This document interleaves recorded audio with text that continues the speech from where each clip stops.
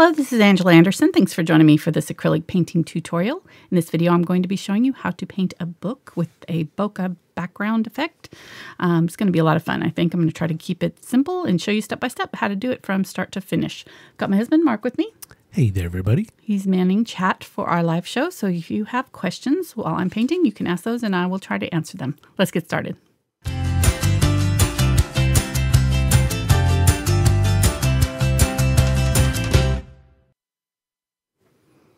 Alrighty, so here is my reference photo. Loved it. This obviously the colors are way washed out on this due to my printer, so ignore that. But I thought I'd have that in case I want to point anything out later.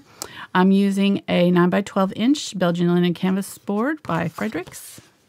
These are a little bit smooth. It'll make it a little bit easier for some of the bokeh effect because it's real soft and blendy in the background there, and so a smoother canvas will make that easier. Thank you to Fredrix. They're our canvas sponsor. Yay. That was Mark clapping in the background, if you didn't know.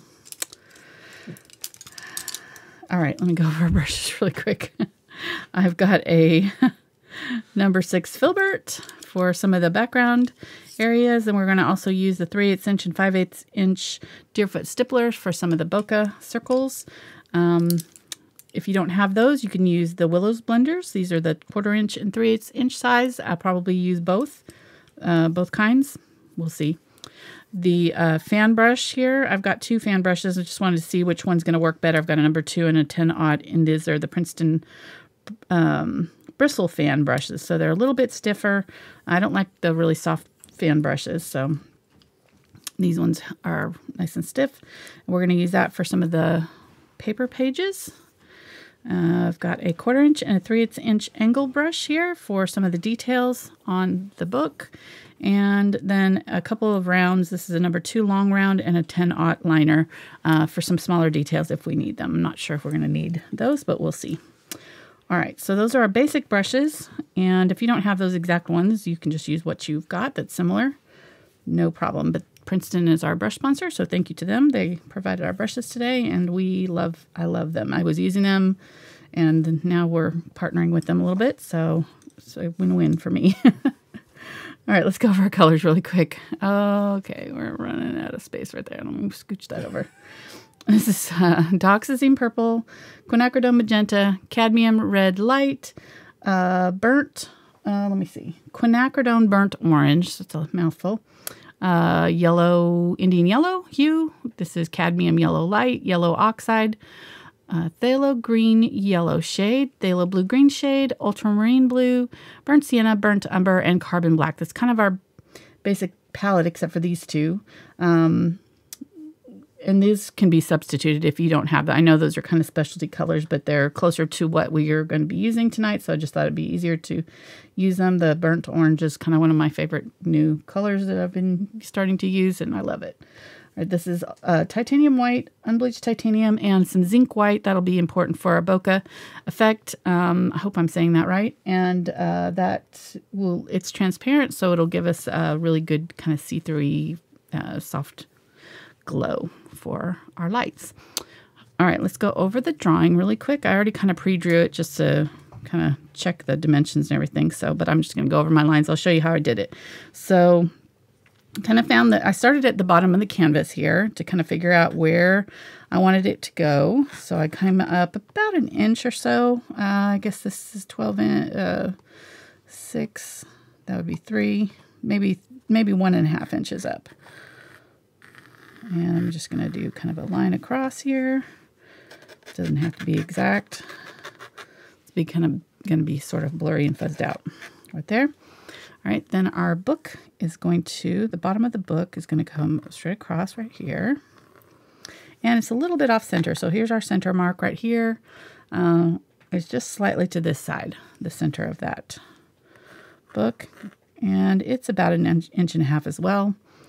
And then I'm curving it up and out, and it's going to go to actually about the halfway mark up here. So it's going to, the top of it's going to be up there. So we're going to kind of come up to right about there. It will curve up and out.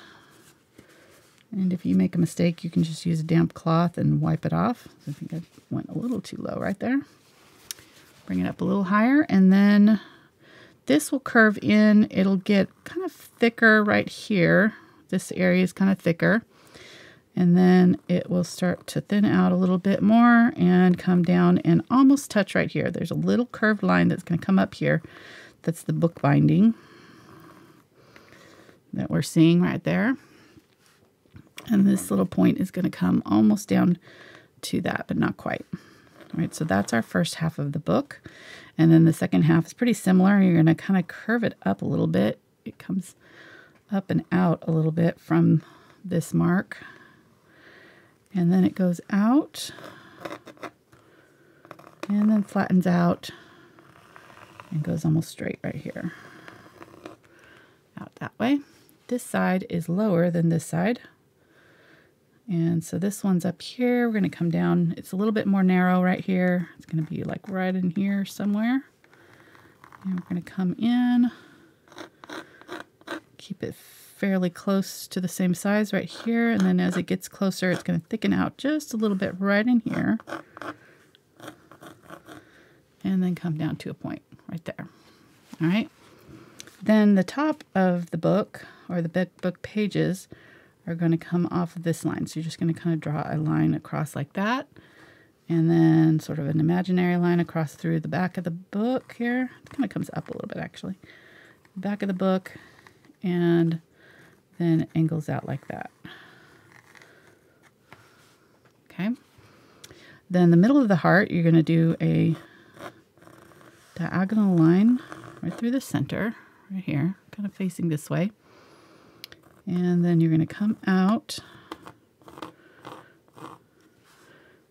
and up and around, and you know how to make a heart. So you just kind of make yourself a heart there. And this one's a little bit more narrow on this side. A little bit more squished on this side. This side comes out a little bit more. And then there's a second line that comes up higher. I'm not really going to worry too much about the outline of these for now, because we're going to paint all of this background kind of over the top of them, and we'll put them back in later. But I did want the boundaries of the book because we will be painting that in. So I'm going to bring this in just a little bit right here. All right, so that's our basic drawing. Really easy. Let's grab the Filbert, number 6 Filbert. I'm going to get a little bit of water. And I've got glazing liquid here too. I forgot to mention that at first. We're going to want to use that. I'm going to grab a little bit of that. And a little bit of the Quinacridone Magenta. That's going to be kind of our main background color. A little bit of white. There's going to be a lot of other colors in there with it, but we're going to kind of start with that, and we'll be adding other colors around it as needed. Grabbing a little bit of that purple. While that's wet, I'm going to kind of blend that in right here.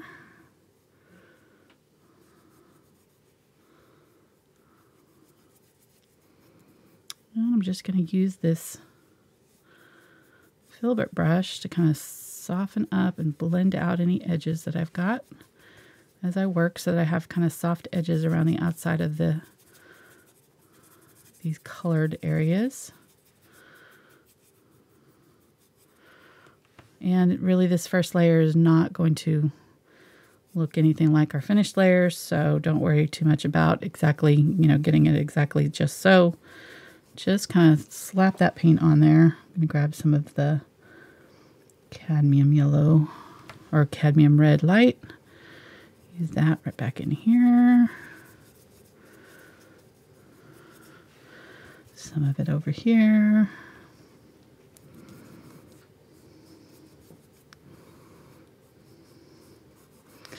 I kind of want to disappear that edge of that book there, so go over that line a little bit, soften that up. How you doing, hon? I'm doing good. Could you explain why you're using glazing liquid right now? It gives a little bit longer time for blending so that I can come back to those areas, and it'll give this background kind of a translucent look too, to start with. It's showing the white of the canvas back through it a little bit. Let's grab some Phthalo blue. And I still have a little bit of that orange on my brush, orangey red on my brush. It's going to kind of darken it and dull it out a little bit, which is what I want up here. And see how that's still wet, so I can kind of blend through and get them to kind of blend together. I did my lighter color first, and then I'm doing my darker color afterwards so that I don't overwhelm the lighter color. It's easier to cover with a darker color than it is to try to cover a darker color with the lighter. Although we are going to be doing the bokeh on top, so that will cover a lot of this, most of it, actually. All right, I'm going to grab a little bit of the phthalo and some green. Mix kind of a turquoisey color. A little bit more of my glazing liquid and some white.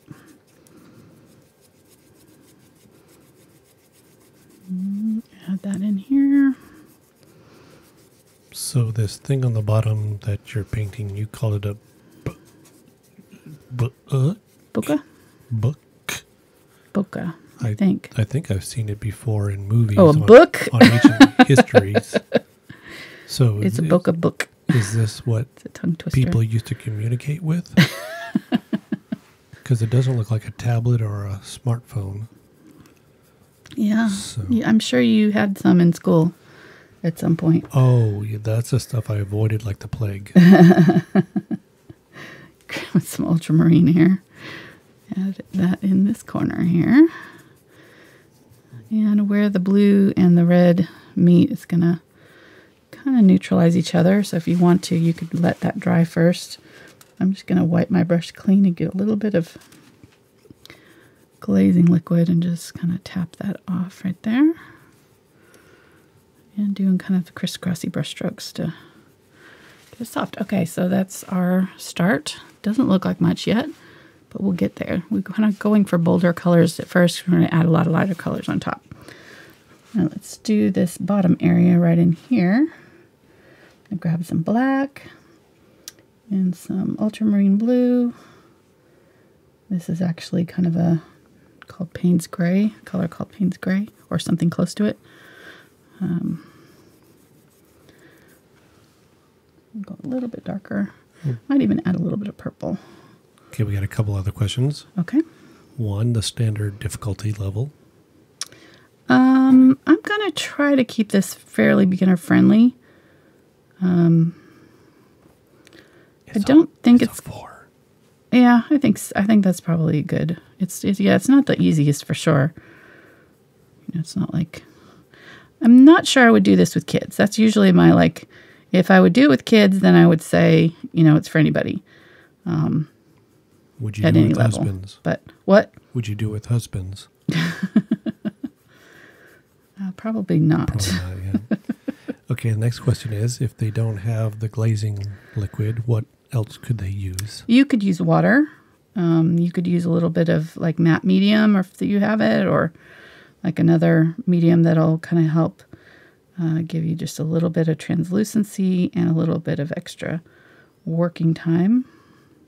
This glazing liquid is not like normal glazing liquid. It's the golden glazing liquid. I'm kind of feathering out this edge here. So I don't know if you noticed that, what I'm doing there, but I'm just trying to kind of get a soft edge on that bottom of that right there. The golden glazing liquid has an extender in it, so it gives it a little bit extra drying time. That's why I like to use it for blending like that, because I can work on an area and come back to it, and it won't be dry right away. So but you could use water instead.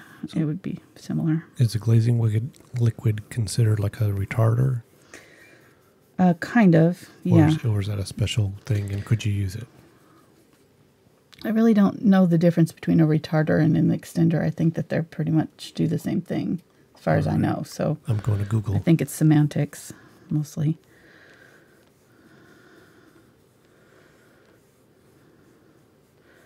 I know there's different products for it, though, so I'm sure they do different things. I'm not sure. I don't really generally use extenders or retarders in my painting. I tend to use water, and just lots of layers. So instead of, waiting for it to dry or trying not to get it to dry, I'll just let it dry completely and then do another layer over the top. That's kind of more what I try to do. So if you've got an area that's dried already, just, let it dry completely and then come back to it, put, a color that's similar to whatever you had down, and then keep on going, put a little fresh paint down is what I'm saying. And then keep going with your blending so you don't have to have it perfect right off the bat. It doesn't have to go on just so. Okay, so cleaned out my brush there. Grabbing some Phthalo blue, a little bit of this background, this dark color here. And I'm going to add, let me see, I think I want to make a gray. This looks kind of gray, so I'll go ahead and save that for a second. I'm going to make some gray with the Ultramarine and Burnt Umber.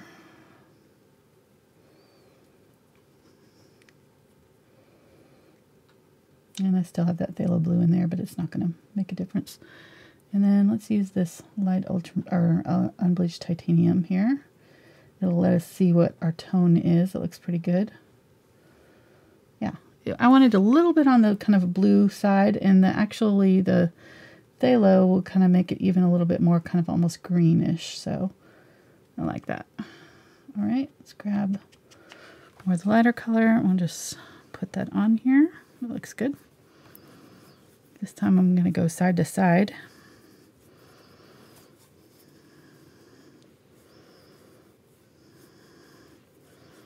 And then I'm going to grab some of that darker color right in here. And just pull it from the outside in.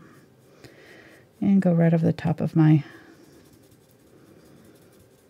dark area there. And just kind of fuzz that out. Just kind of scrubbing it back and forth over that paint to create a soft edge.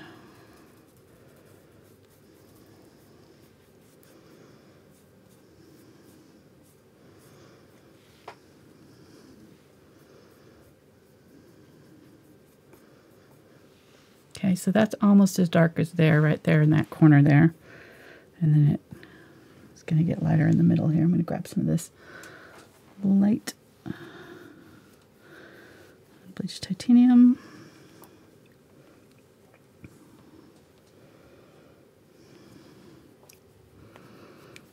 There we go. This is going on kind of thick, so I'm going to just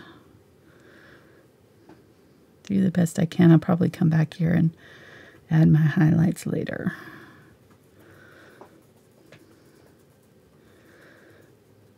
Just spray my canvas. My paint's already starting to kind of get dry. It's winter time. Tends to be a little bit drier, and then I had the fan on earlier, which did not help. So if you have a humidifier, you might want to use that in your studio this time of year. If you live in a dry climate, a humidifier in your studio is a pretty good idea. That will also help with your dry time.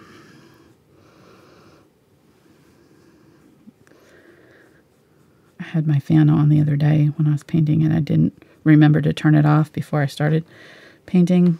And oh my gosh, I had the hardest time. And then it was like, why are my paints drying so fast? Like I couldn't get them to do what I wanted them to do. And I was like, oh, that makes sense.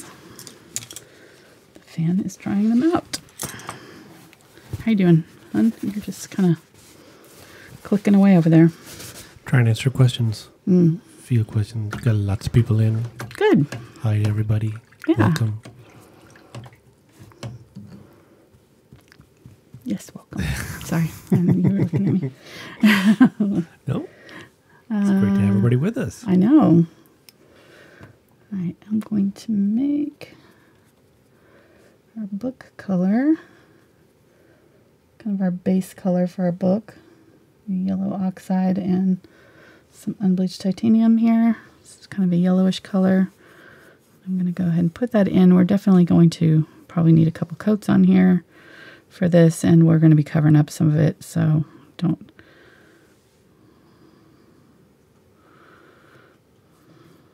Why did I Go down so low.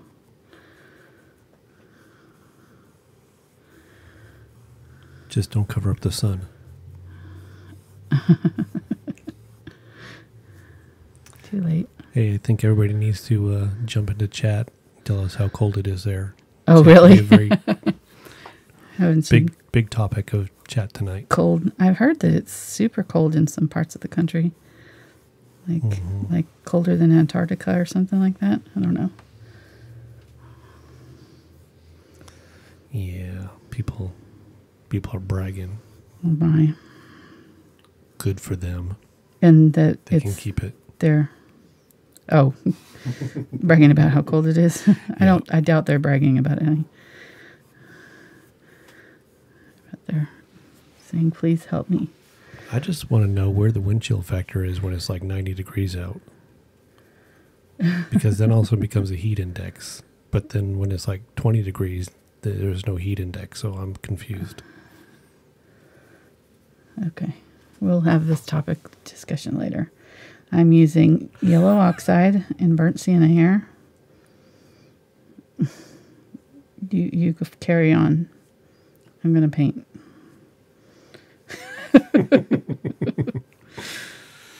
With your philosophical weather questions, it's too much for me.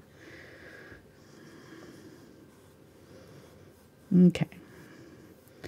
Just kind of working in some darker reds there. And let's do some along the edge over here. Of course, it's still wet a little bit. If it's starting to get tacky, just wait and do this later. You don't have to do it right this second, but...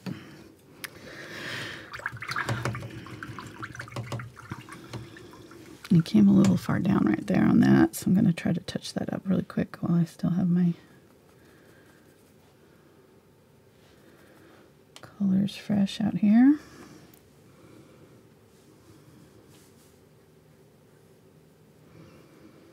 My hand got in the way and I didn't see where I was painting that. I got a little too far down. Let's go ahead and just cover this area with the dark too. There we go. Okay. All right, so let's use this dark color. Same color down here. I've lightened it up just a little bit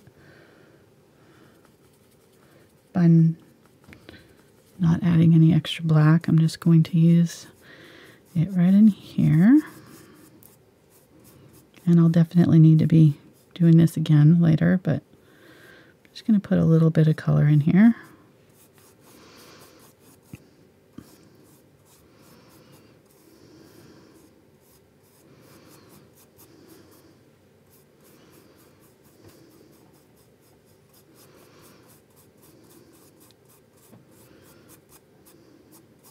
Okay. And you might want to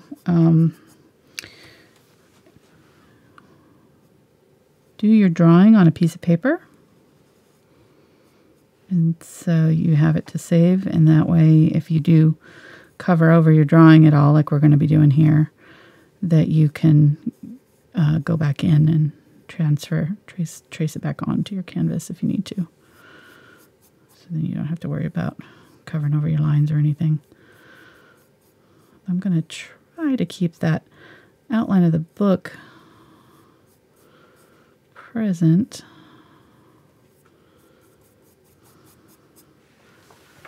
If I can. All right.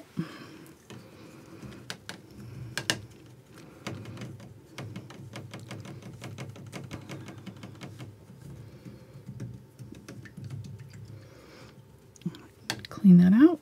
Now this should be, yep, mostly dry, I think. Hopefully.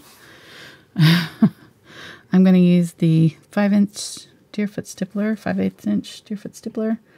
Grab some white, a little bit of purple, and quinacridone.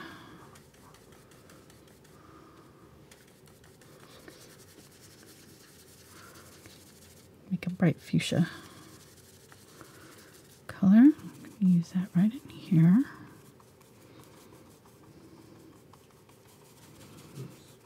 It's working. What are you doing? I pressed the wrong button. Sorry about that, everybody. I was like, why did it just do that? I didn't even know you could do that. Yeah, well, my fancy button thing over here, I hit the wrong button. Okay. I got to set up side cam. Everybody's asking for it. Okay.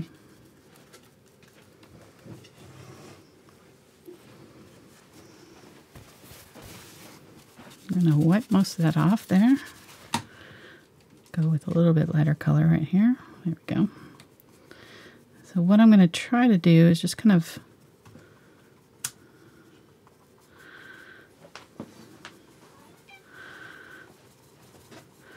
soften up and blend out any of the edges, hard edges. You can see the part that I've done here, the parts I haven't done yet, and how much softer that looks. That's what I'm kind of trying to do. I'm working on these edges, and that is not completely dry. Okay, I'm going to have you dry this for me, hon. Okay. Because that was not dry right there. The glazing liquid does take longer to dry, so obviously it's just not quite done.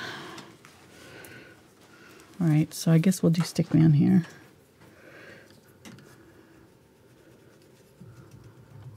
Clean that out.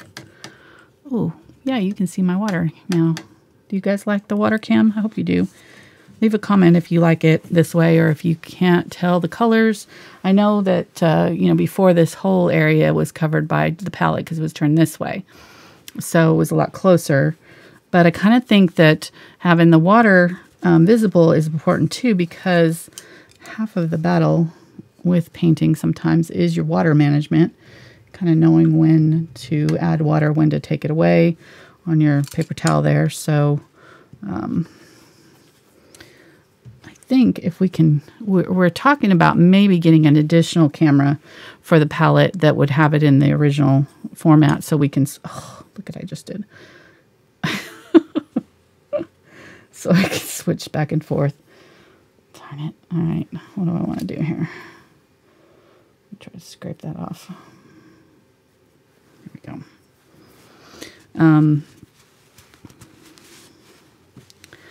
So yeah.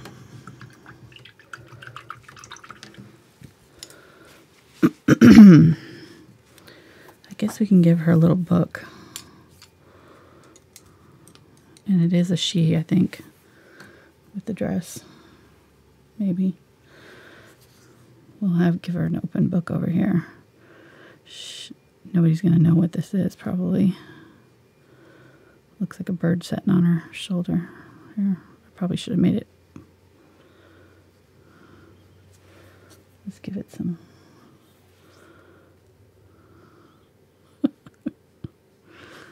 We'll put a heart, and then you'll be able to tell what it is.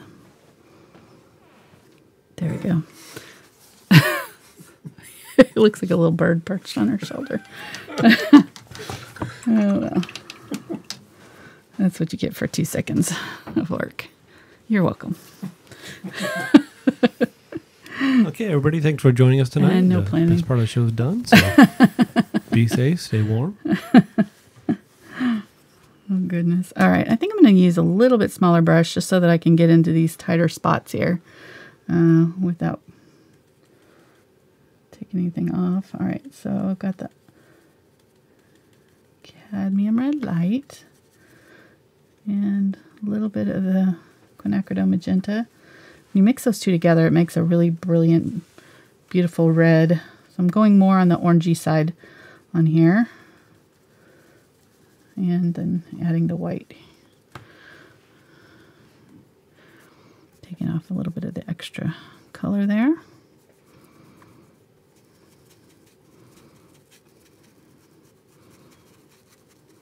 There we go. Much better. Okay.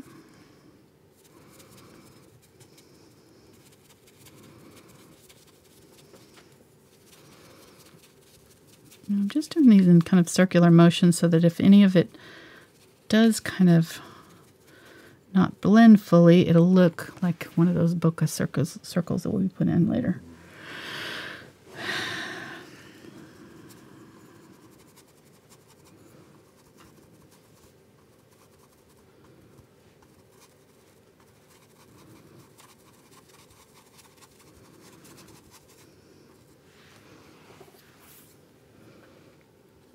Let's grab some of that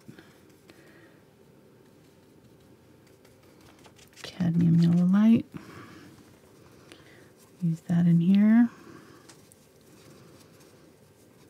See, and really this color is very close to the Indian yellow color. I like to have the pre-mixed colors like Indian yellow though, just because it makes the process a little bit faster when you're trying to work with acrylics. Any extra time that it gives you, you know, that you can kind of eke out is helpful. So if you don't have to stop and blend a color, it's always kind of nice. Our cat keeps, I don't know, she's decided that she wants to be in here on the studio nights every time now. She will bang on that door until we let her in. Cashmere. All right, grabbing some white. I mixed a little bit of that yellow in, and I grabbed a little bit of the zinc white too, because I do kind of want it sort of transparent right along here. And I'm just going to run it along that edge there. Create a soft, blurry edge right up to that book.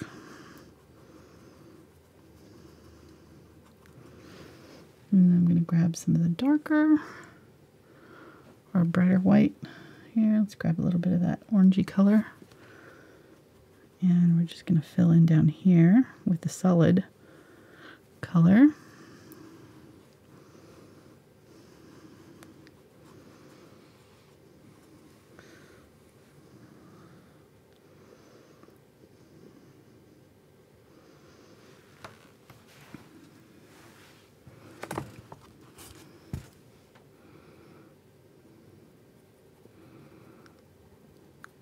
Just want to make sure that outer edge is kind of soft and blurry. Let's grab some of the pink. Use that with the zinc white. Back in here is kind of pink.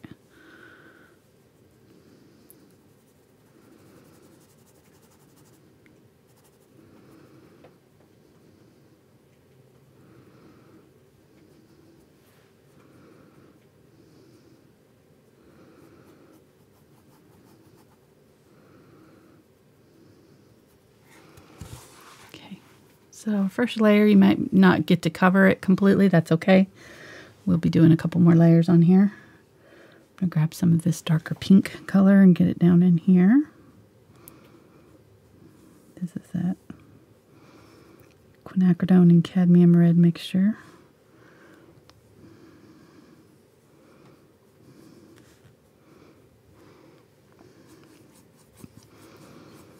I'm going to put it on the inside of our heart a little bit.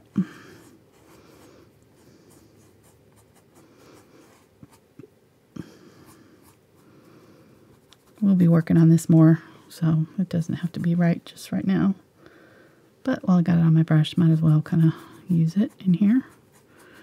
So this side's more orangey, this side's more pink over here. Okay, got a question. Yep. I hope you know the answer to. Okay. Well, me too. It says, what blending brush can be used if they don't have a blending brush? Okay. Actually, that's a good question.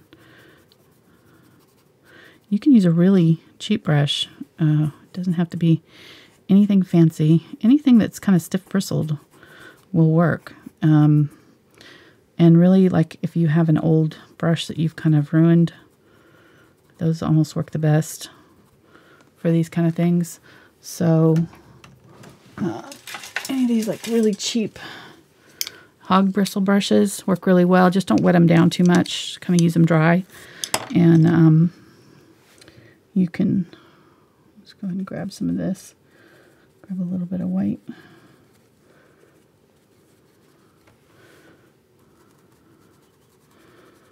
And it scrubs in just really very similar to what I'm using. But like I said, if you get it wet, then it becomes kind of floppy. So if you let the paint dry in it a couple of times, like down in here, don't clean it out really well, it'll get stiffer, and it won't be as affected by the water. So you can kind of get around it that way, but it works really well. So before I had, the fancy brushes, is what I would use, and they're really cheap. Like, you can get them for $1 or $2. And most of the time you can get them that don't shed too bad. These ones are Art Advantage brand. They came in a big set, I think, of all kinds of other brushes.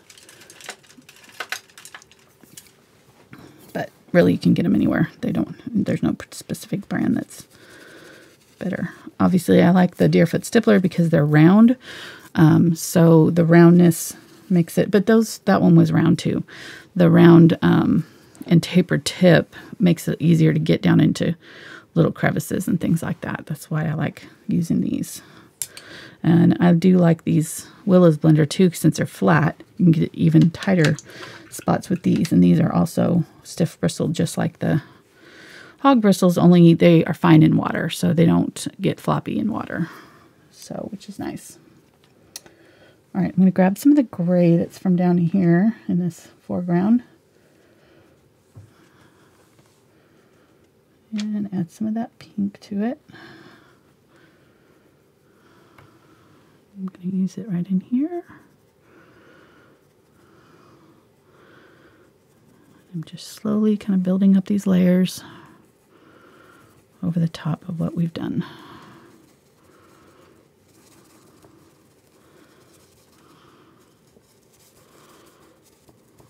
Okay, so not too much of that gray because I don't want it to get too dull. It's pretty bright colors. Let's use some of the Indian Yellow, Unbleached Titanium,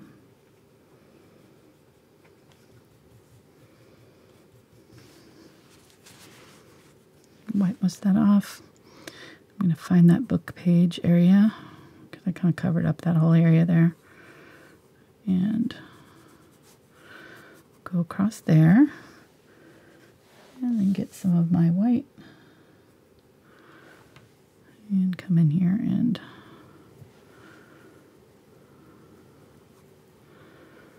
add that white. I just want to make sure that this back edge is nice and blended.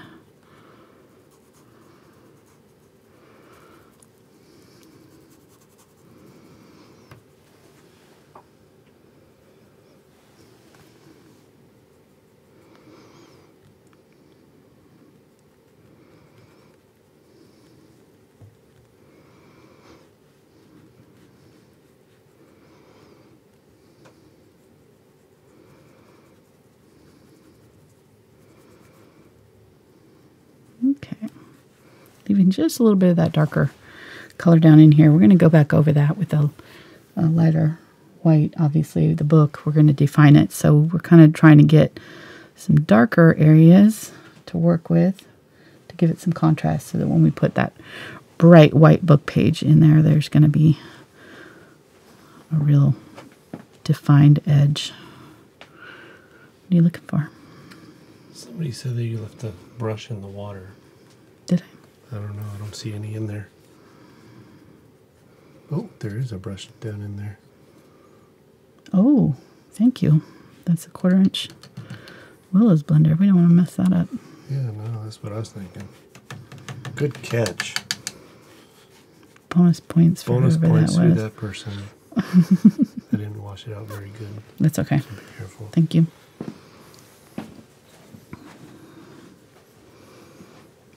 Using some of that color over here. Let's get some yellow in it.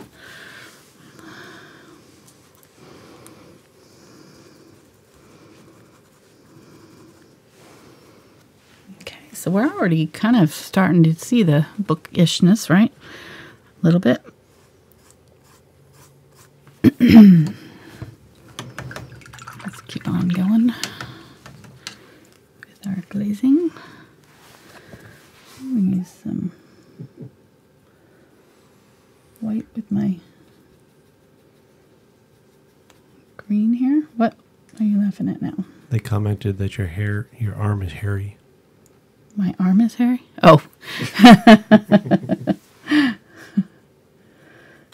I had a math teacher, they did those overhead, like in the days of the overhead, where you'd have the, light shining down, and she would be doing the math problems up on the board, and nobody could pay attention to anything because she's long arm hair. It was terrible. We were in junior high. Sorry, Mrs. Whoever that was. I can't remember her name, but it was pretty funny. That is a long name. Mrs. Whoever it was, can't remember. I can't remember her name. Thankfully. Well, I wouldn't call her out anyways. Shoot, I would be embarrassed. But, I mean, seriously, spent 90% of our class time snickering over our hair. Poor teacher. We were 12, in my defense. Somebody ought to have said something to her at some point, though. Like when you're in your... Hey, I can't say anything because I got chin hairs, for days. So... Okay, I'm going to change the subject now. I feel bad. I'm telling on myself. All right. Sorry. Okay, so let's get back to painting questions. Okay. So somebody would like to know what kind of brushes or would you recommend for beginners? If you don't want to spend a lot of money, the Princeton Select are really good quality. They're cheap. They handle really well. They don't lose their bristles like, some of the really, really cheap. They're inexpensive. I would, huh? They're inexpensive. Right. Not cheap. No, not cheap. Inexpensive. Yes. Thank you. You're welcome. Yeah, better choice of words there.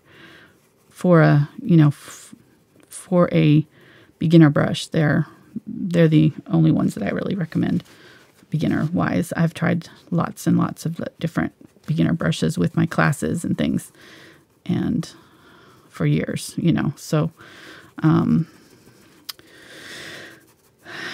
these are some of the only economy brushes that I really like. Royal Langnickel makes a Royal brand, I think that's called Royal Soft Touch brushes, something like that are decent. Some of the quality can be inconsistent with your cheaper brushes, so I just feel like if you can afford it and wait, I would invest in really good angle brushes, because you'll do 90% of your painting with these, really. So if you're going to spend money, I would spend money, and these are really only like $1 or $2 more than your cheap brushes. So they're not that much more. I think they're about $4 or $5 a piece. Angle shaders, 1/4 inch and 3/8 inch. And then you can get away with using like a foam brush even for your large areas until you can afford something better. So like a number 8 bright or something like that, which is about 3/4 inch or inch, something like that, with that brush, and then maybe a smaller filbert, and then a round, like a number 2 round or something like that, then you can get just about everything that you need to do for the most part. And then, if you get yourself a scrubby brush, like a cheap scrubby brush to start with, and then, invest in some of these nicer ones. If you decide you're doing a lot of foliage and a lot of landscapes and things, you'll want to get yourself a good, like either Deerfoot or one of these Willows blenders, just because they make life a lot easier. And so everybody can... This is purple with my pink magenta here. I don't think I mentioned that, so sorry. Can find those brushes if they click the show more below the video, and there's a link to the brush guys. Yes. And that opens up where Angela's listed all the brushes that she uses, not just in this video. And using the code AngelaFineArt, you get 5% off your purchase. Yes. And we've heard nothing but great things about them and their responsiveness. And we've been with them for 2 years now, and they're really great. They work really well. I like. They're good company to work with. So, especially for those of us who can't get the brushes they want locally. Have to order online. All right, I'm making some black, dark blue, ultramarine, and a little tiny bit of black. I'm going to spray my palette again, especially down in here where I've mixed this gray so I don't lose. Oh, I need some water in here, huh? If you don't mind. Could you also clean out my water here? So put this water in your spray bottle? Yeah, exactly. Check. All right. Going back through here. Just making sure that I kind of, when I get to these edges here, that I have very little paint in my brush, and that way I can get these soft edges. If I have too much paint in my brush, I'm just going to be adding more paint. I'm really not wanting to do that. I just want to kind of dust over the top to create these kind of smoky, blendy, soft edges here.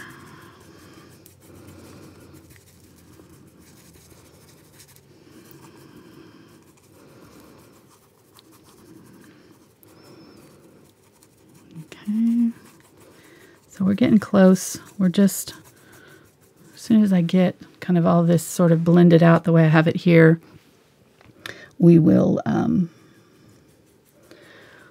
grabbing some glazing liquid since Mark's got my water. I'll use this up here. We'll start on our little circles, so. And I may work on the bottom area first to let this dry really well. I haven't used a lot of the glazing liquid up here, though, so it should dry fairly quickly for us.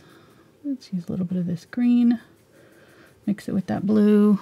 So these areas where you've got two colors meeting that are, you know, kind of different, it's helpful if you just kind of make a mixture of the two, and then it just makes your job a little bit easier blending them out. There we go. Okay, I think we're getting pretty close. Let's just do this area right in here, which is, thank you, honey. Did I already say that? I don't know. You're welcome. Okay. It was implied. I think I was talking when you came in. So, So somebody had said something earlier that makes a lot of sense now. Going back to your story about your teacher. yeah. Explains a lot about your math skills today.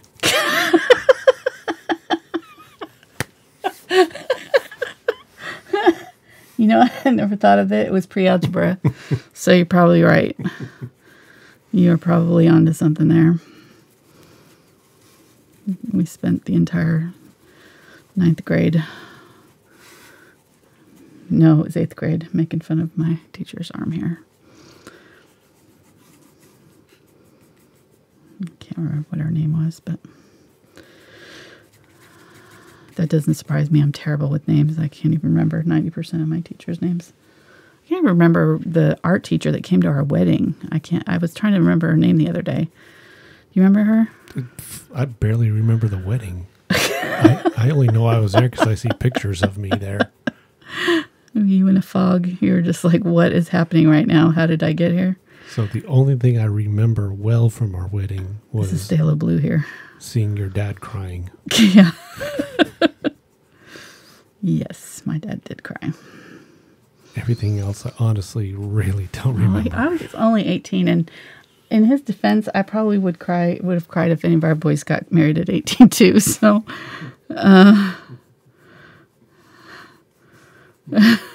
just saying. It seemed like a perfectly good idea at the time. But now when I look back on it, I'm like, what were we thinking? So are you having second thoughts? No, I'm just saying I'm glad it worked out the way it did, because Mark's family didn't even come to the wedding. Just so if that tells you anything. They had a lot of faith in it. 30 years later, we showed them. But to their defense, there were a lot of people on your side of the family didn't think it was going to last either. No, I'm sure not. We didn't find out that till years later. Yeah. We're like, what? Why wouldn't it have worked? It made perfectly sense. I know. 18 and 19? Hello. Duh. Oh, gosh. It's amazing we still like each other. Got white here. We've had our moments, but, you know, everybody does. Oh, no, we're the perfect couple. But This is white here. I need to tell people what I'm painting here instead of talk about our relationship. So relationships are just like paintings. They're going to go through an ugly stage. That's right. You get all excited like, oh, this is going to be so awesome. I can't wait to paint this. And then you get into it like, oh my gosh. Oh God, what have I got myself into? I think this is above my level. I don't think I can do this. Mm-hmm.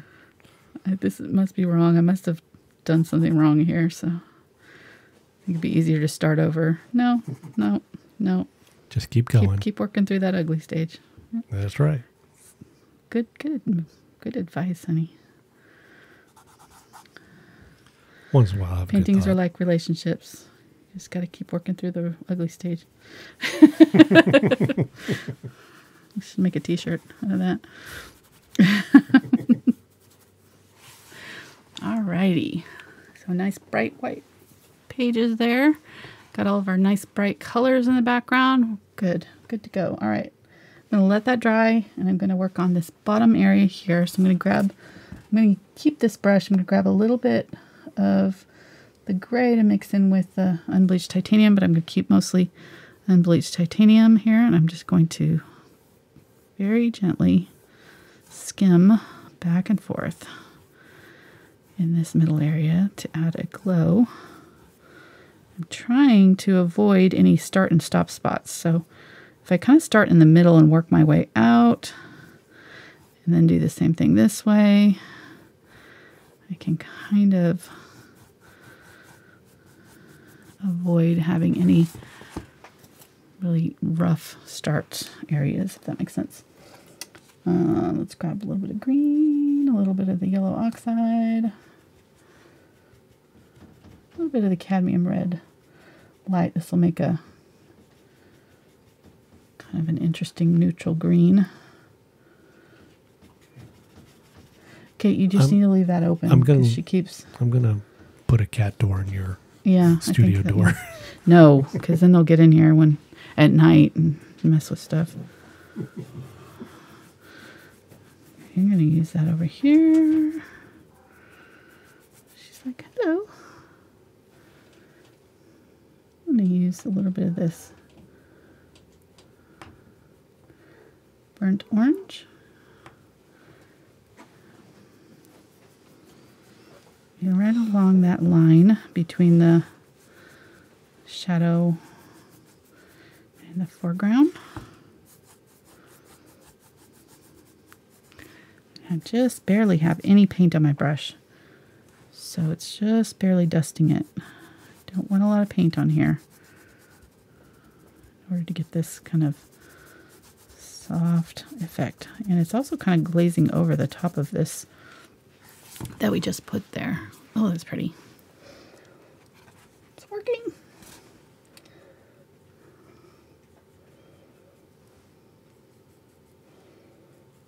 Grabbing some of that phthalo blue.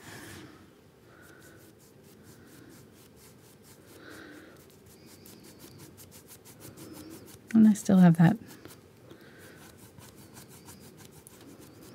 other color in there. Let's grab a little glazing liquid just to make it go on a little bit easier. There we go.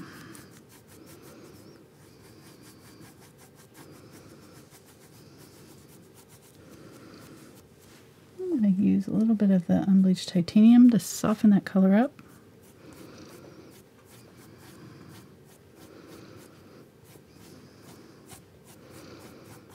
And then grab a little bit more of that quinacridone or the unbleached titanium here.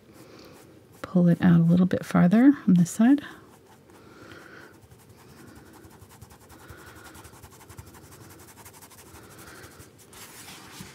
There we go.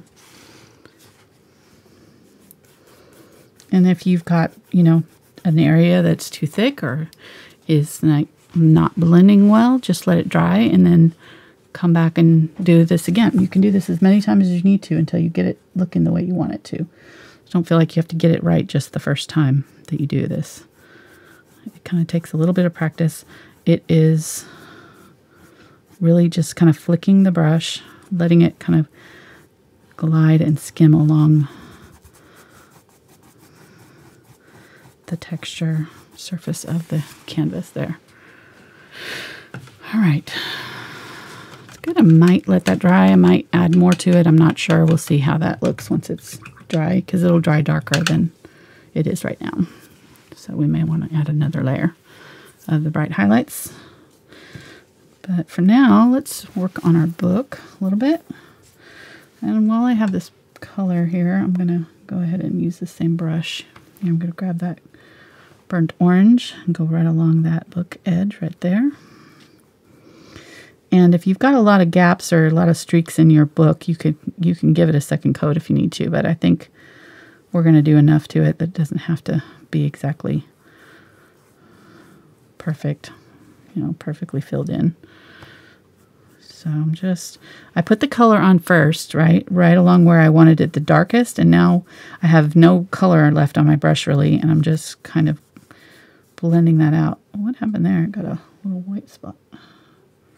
Must have gotten some water on that when I put it on.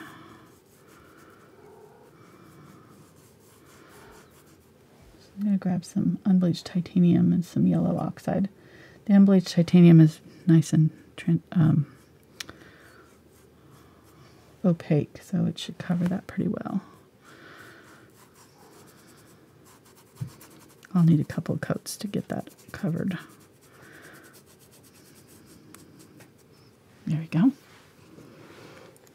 But actually there's kind of a highlight right in that area anyway, so I'm just going to go ahead and put that in.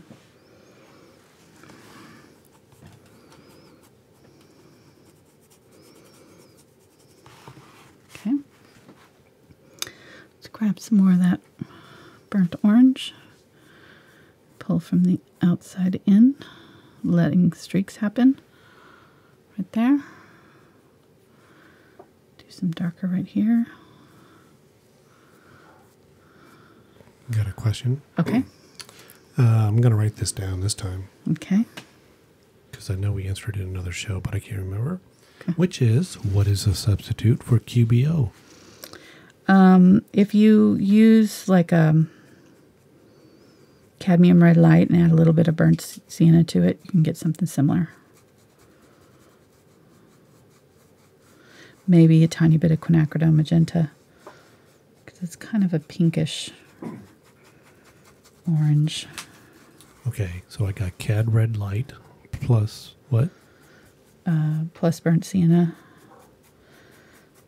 plus a little bit of Quinacridone Magenta. The magenta is the only one that's going to be transparent in those three colors. And Quinacridone burnt orange is very transparent, and that's what makes it so awesome for stuff like this, because it has a real glow about it.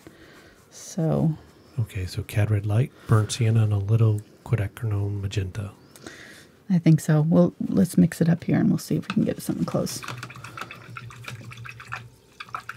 I think that's good for an art chat. There's that. So it looks like about equal parts, and just a smidge of the quinacridone. Not even, so yeah, pretty close. Pretty close there. Let's go and use that over here while I've got it on my brush. Yeah, that worked. But like I said, it's going to be opaque. So if you want a transparent color, I would invest in the burnt orange. But it definitely is working here in this case. So they can ask Just for it fine. For Valentine's Day. There you go. Instead of a bouquet of flowers, a bouquet of heavy body paints. Yeah, exactly. They'll last longer. There were a lot of years that I would have been really happy with that. Now, it's not. I still get pretty excited going to the art store. But I only use certain colors now. Because of, I mean, this is the first color that I've introduced, a new color that I've introduced in a long time. Because we get a lot of, well, just a lot of questions, you know, because I use the same palette most of the time. So, because I don't want people to have to buy 1,000 colors, you know, I try to kind of limit myself on YouTube And so it makes it kind of a little bit frustrating when I go to the art store because I want all the colors. Yeah, but I know I can't use them online. Well, you can. It's an investment for sure. I've got a whole drawer full of colors that I don't use anymore that are like sitting there because. Oh, you need to use them. Mm-hmm. Just telling you, you need to encourage people into the bad habit of buying paints. Of buying all the colors. Buy all the colors. Hey, I'm an enabler. All my friends would tell you that when it comes to buying stuff. They don't like going shopping with me unless they... Because I'm like, yeah, you need that. I think you need it in 3 colors. Just to be sure. So when you're doing them... Okay, I'm doing glazing liquid here now. Yeah, when you're with the yellow, Indian yellow, and I added a little bit of the red, the Quinacridone burnt orange here. Go ahead. Oh, somebody was asking if they added the glazing liquid to the homemade QBO. Would that help? Yeah, it will. Okay. It'll help. It'll help make it more transparent. Okay. Yeah, but it won't have the same look, though. Not quite the same because it's glazing with an opaque color just doesn't have the same effect as glazing with a transparent color. So, all right. Oh, this is pretty. This is looking really good. I like it. How are we doing on time? 1 hour. Okay. Phew. I don't know. I'm trying none. I think this one's going to be a little bit longer than a regular Tuesday night one. We'll see. Well, as long as we're done by 8 o'clock. I'm working. I've already eaten, though. Have you eaten anything? I had some This Cheetos. is that same color, that Indian yellow. I had some crunchy Cheetos. Add that to this. Okay, I don't think that counts. And I had 3 leftover Christmas Lindt chocolate thingamabobbers. I think you may need to go out and get yourself something to eat. I should have recorded all that stuff so I can post it on my healthy eating channel that I'm starting up. Mm-hmm.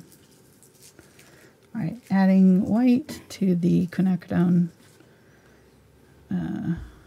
burnt orange and a little bit of cadmium red here. I'm going to use it right in here.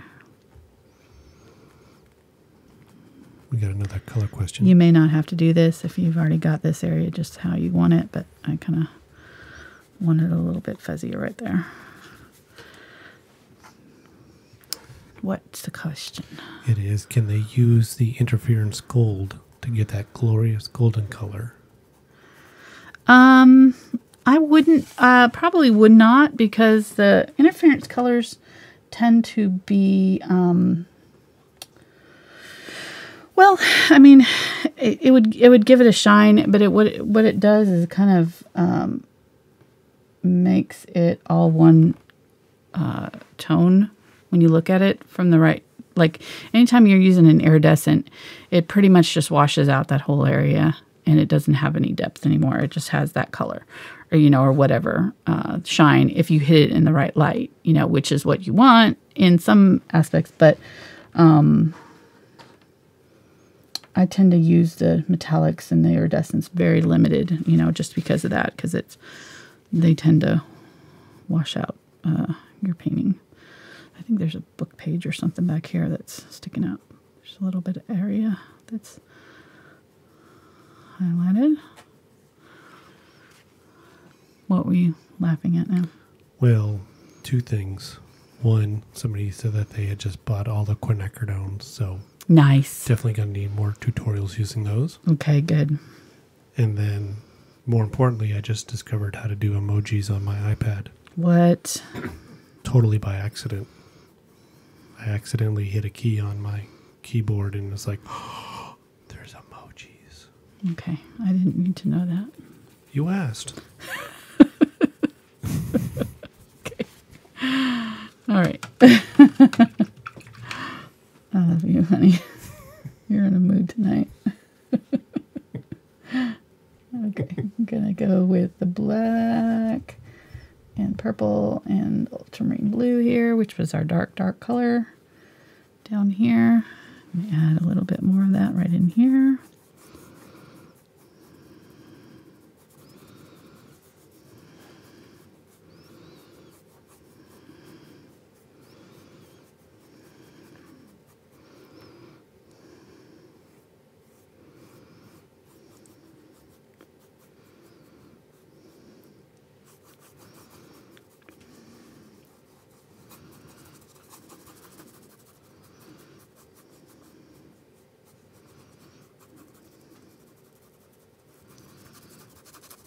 Okay.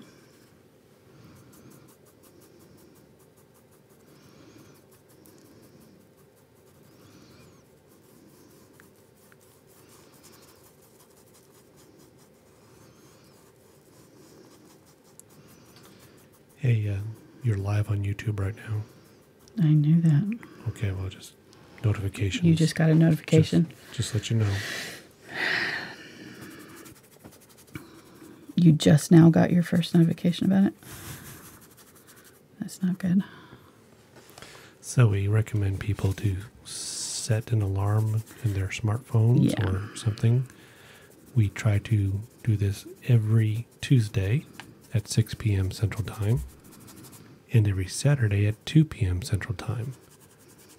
So on the rare occasions we'll not have a show or have to do it early because we have personal plans, but I would say about 90% of the time. I would say more than that. More than that, we try to be as regular as possible. I can count on one hand the times that we've done it at a different time or missed a Tuesday night or a Saturday. We don't take that many days off during the year. All right, going through here and darkening up those edges of that book. I'm scrubbing off my paint today. You may have to do this painting in layers and let your layers dry well, because you've got a lot of kind of scrubbing that you're doing, and depending on the kind of canvas, because this is so smooth, it's tending to just lift that paint right off there for some reason on me. All right, getting a little bit of that blue.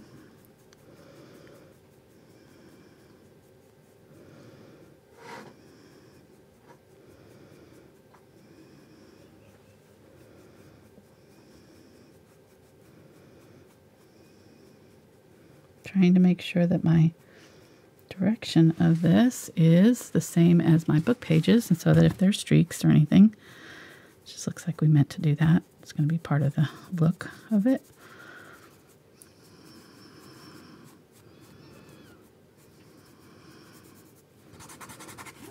Okay, there we go. And really dark right here.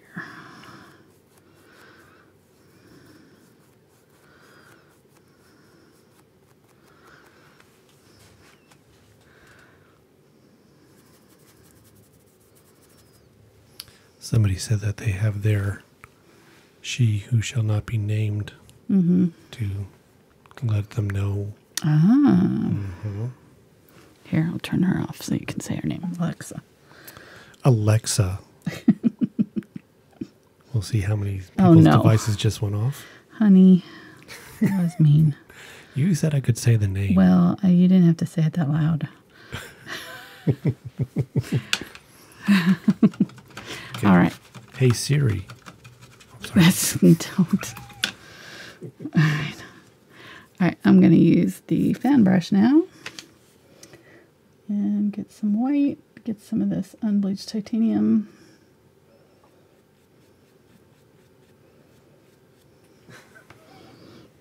And I'm going to kind of use the angle, kind of angle it down so that I'm just touching the edge to start with.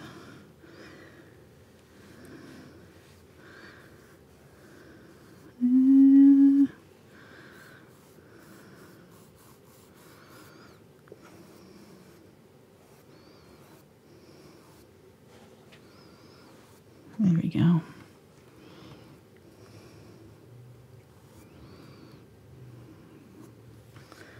Need a little bit more water in there.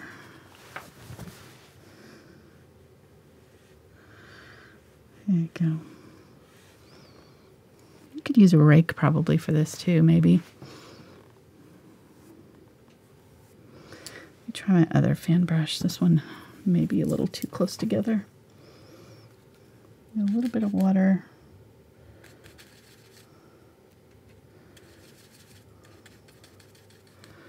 Let's try it on this side. So I'm angling down the tip just a little bit so that it doesn't go all the way to the edge to start with. I don't want it in my dark area. There we go.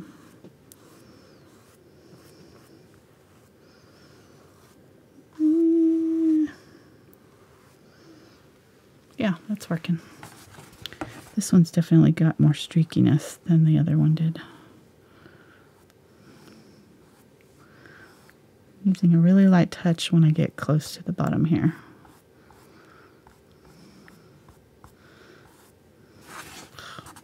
That's not what I wanted to do. Look what it just did. Wow.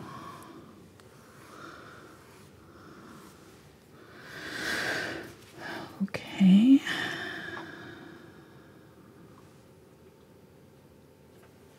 You want me to zoom in on that mistake so everybody sees really well? No, it's just like it took the paint off. Just tore it right off.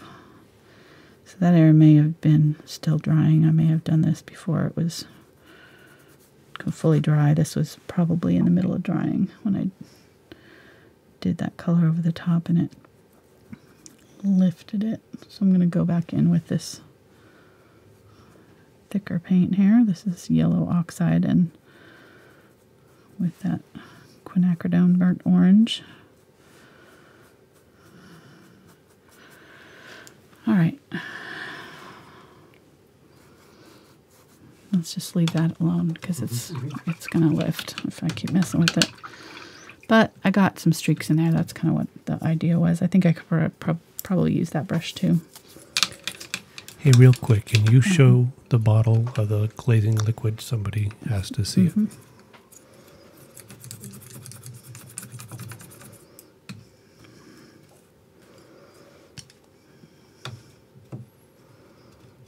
So painting is kind of like golf. For sure, it's the brushes why the painting is really bad. It's what?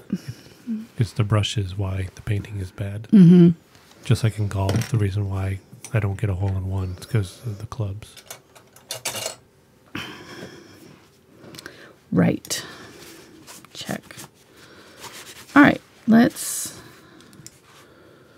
do our little, see, it's starting to lift off there too. What the heck? I'm gonna have to, I may just have gotten a bad canvas, or I may be trying to do too many layers too quickly on it. I'm going to use white, the Zinc White here, and some of the Indian Yellow.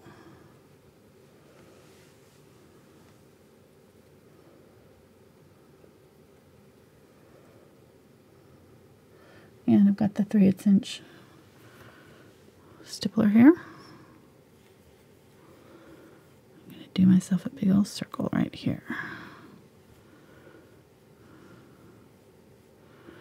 And if you want to, you can use you have the little foam pouncers. You could use that instead. Probably going to need a couple of coats on here. But the Zinc White helps that outer edge to stay soft looking.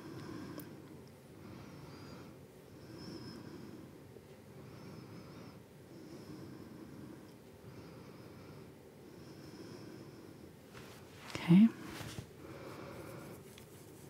And I'm just going to do different sized circles here.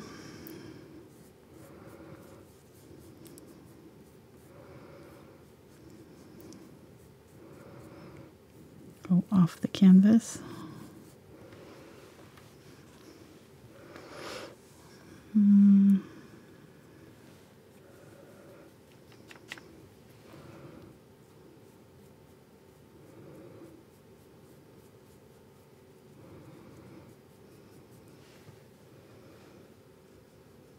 Using a little bit of the Cadmium Red Light there.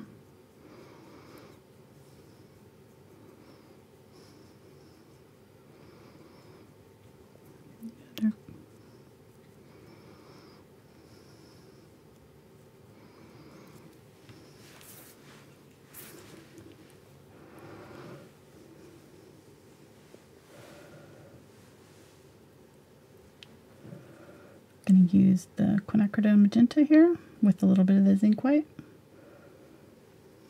So I want to go just a little bit lighter than what we've got on there already down in here.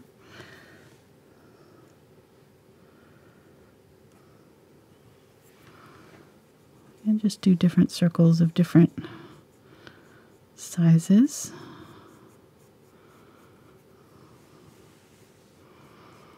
Try to put them on quickly so that I'm not messing with them too long. The longer that I mess with it, the more it kind of wants to lift and do weird things. So just a couple of brush strokes.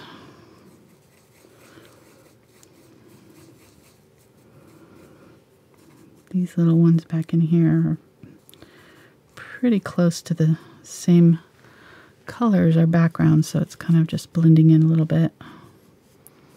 Which brush are you using right now? This is the 3/8 inch Willis blender.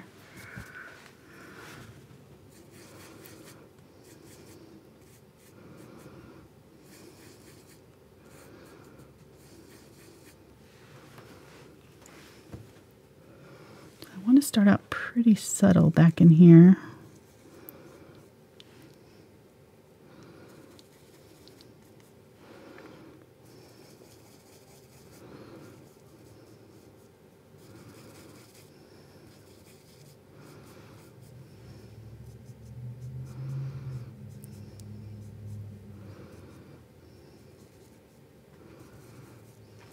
There we go.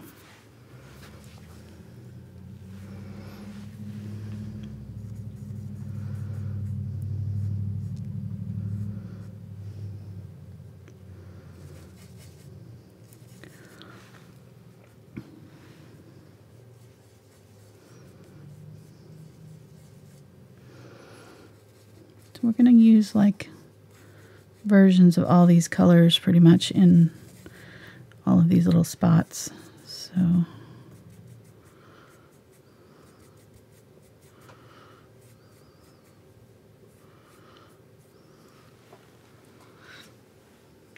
slowly building up our colors to brighter and brighter.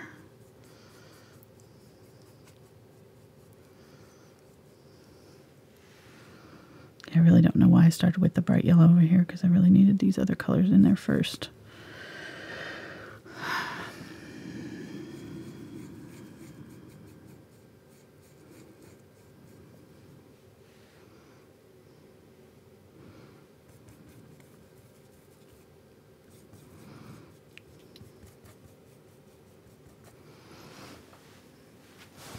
How you doing, hon? I'm doing good. Good. How are you doing? Good. These are fun. If you say so. Again, our definition of fun's slightly different.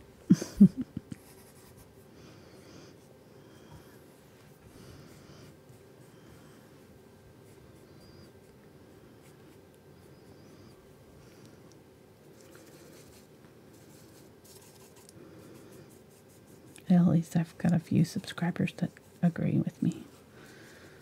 Yeah, blah, blah, blah. You don't have to like it. As long as they do. Well, that's true. But I am one of your subscribers, so. That's true. Mm-hmm. What are you saying? I need to start painting some tanks. Just. Am I going to lose you? Nope. Not a chance. Good.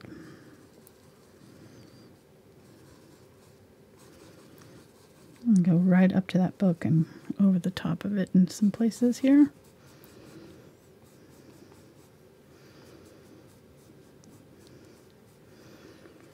And then I'm going to add some little highlights in the center.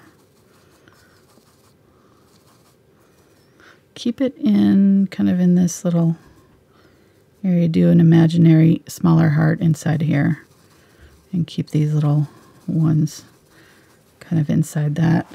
I'll do the chalk and show you what I'm talking about. So I'm doing kind of inside right here. I want to keep that, these little bokeh effect ones to the center of my book heart. Yeah, see, if you keep scrubbing it, what it does is does that right there. It does a little circle inside a circle. So I'm going to try to put a bit of color back on there and then leave it alone. So the people would like to know, why are you not using a pouncer? Because I find I can get a little softer edges on the, like fuzzier edges, and I want it kind of softer, so that's why. Going with some yellow now. This is Cadmium Yellow Light with the Zinc White.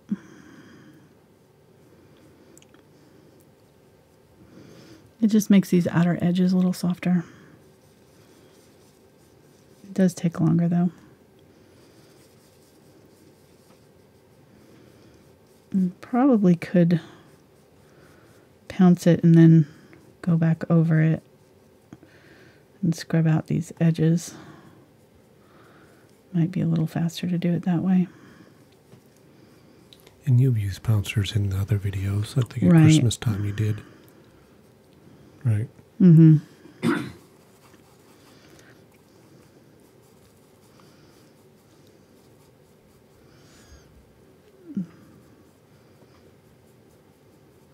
For these upper layers, the pouncers may be better because it'll be less likely to lift off lower layers because they're a little bit more gentle than the brushes. You're not scrubbing with it.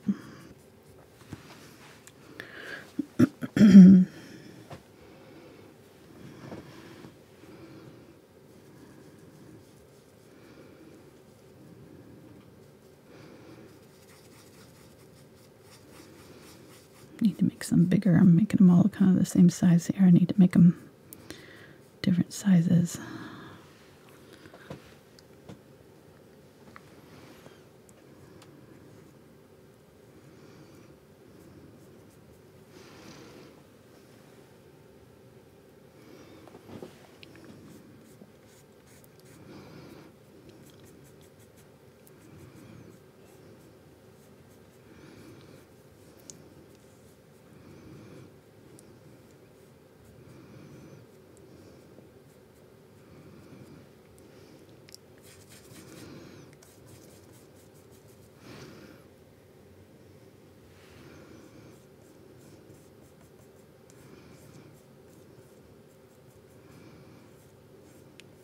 Really large one here.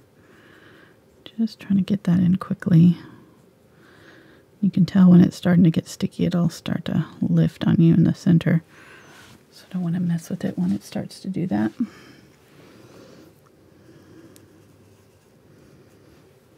Little bitty ones.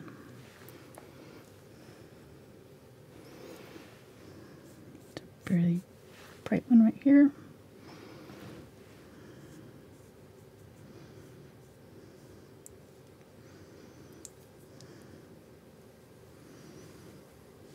And if you want to, you could also use a stencil. You know, get a circle stencil and use that to create these. All kinds of different ways you can do it. Bless you.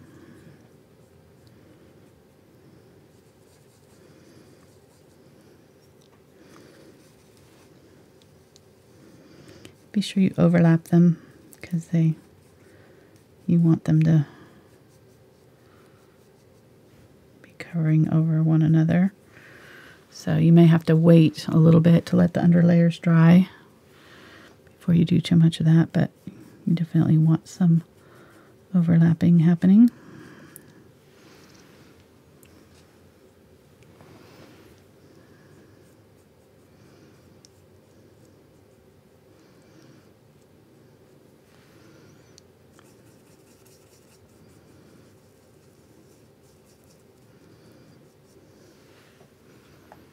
Okay, it's starting to come together.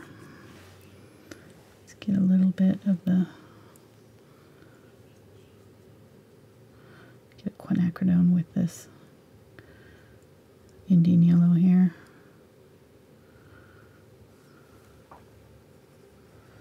My zinc white. A pinky orange color.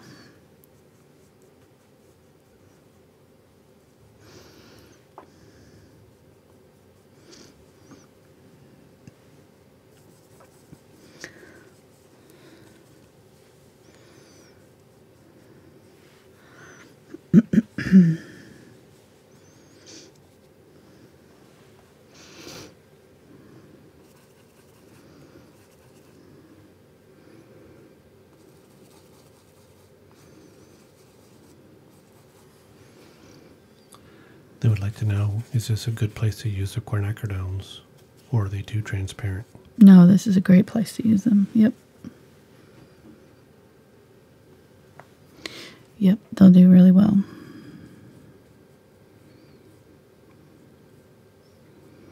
Use a little bit of zinc white to lighten them up so they'll cover.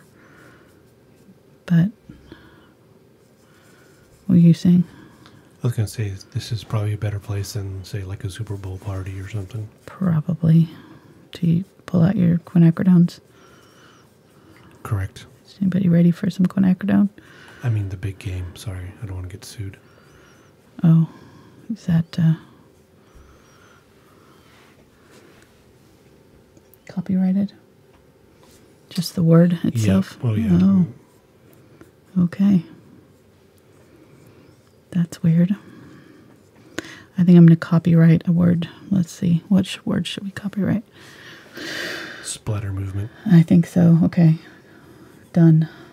It's mine. Nobody else can say that ever. It's ridiculous.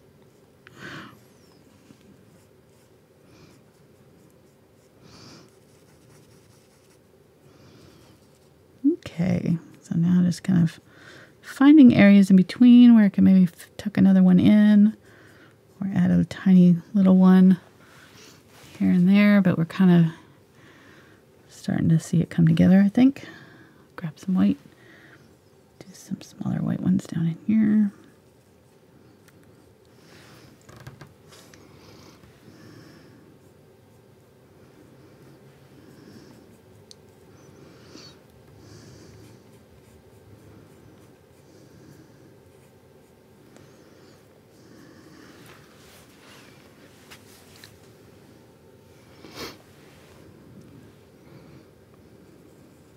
Not as many on this side.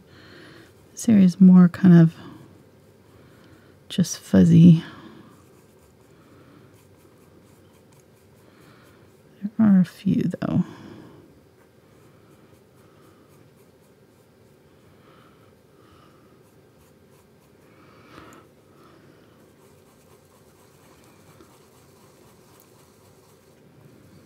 And if you get the color wrong, don't worry about it, because you can go back over these and glaze over them with other colors. So the main thing you're wanting to go for is kind of get the values close, or at least start getting these kind of soft, you know, soft circles back here.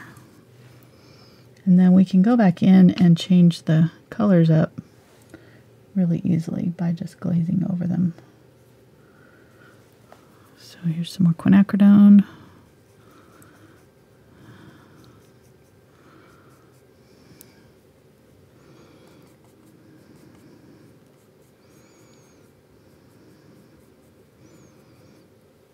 Some of that. It's a lot of overlapping right in here.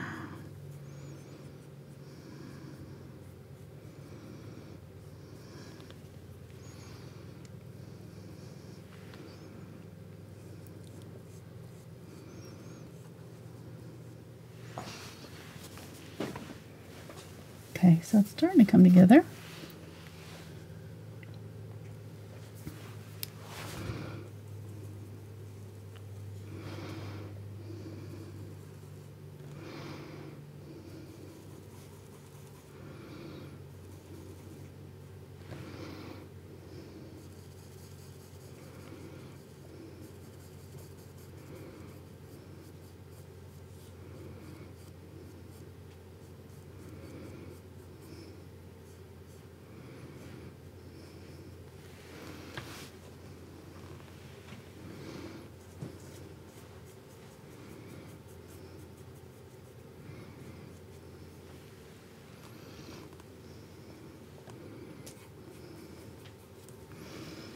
Okay, and a couple more here.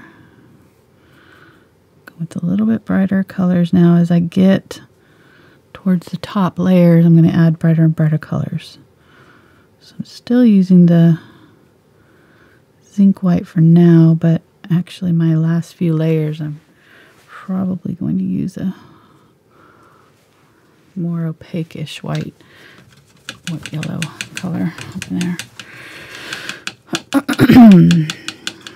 Clean that out. How you doing, hon? I'm staying hydrated. Good. Just drinking my water. Good. All right, using white. This is regular titanium white. And some cadmium yellow light. I used the cadmium yellow light instead of the medium because it's just a little bit brighter. It looks, to me, I like it better for, like, you know, lights. So I'm going inside this circle, but I'm not going all the way to my blended edge there. So it's going to stay kind of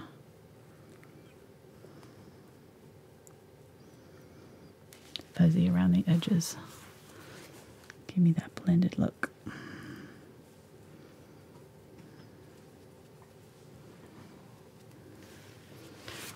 Don't want to use this color too much because it's going to be my, you know, like focal point color. So I'm used the brightest part here, and now it's kind of, as I do more and more of these, I have less and less of this color on my brush. So it's kind of laying it down a little bit more softly.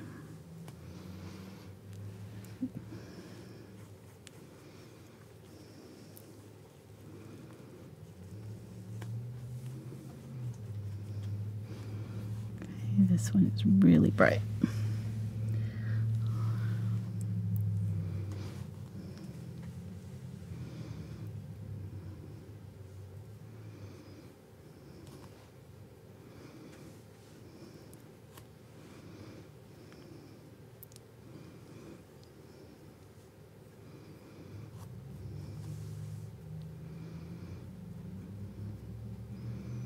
I want to fill that in almost solid. I've got more white here.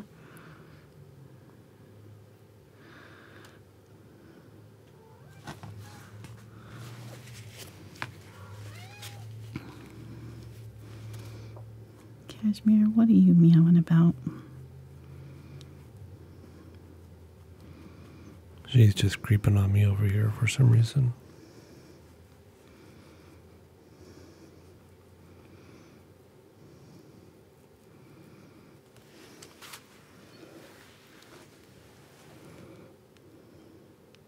Kind of went outside my lines there, so I'm trying to extend that out a little bit.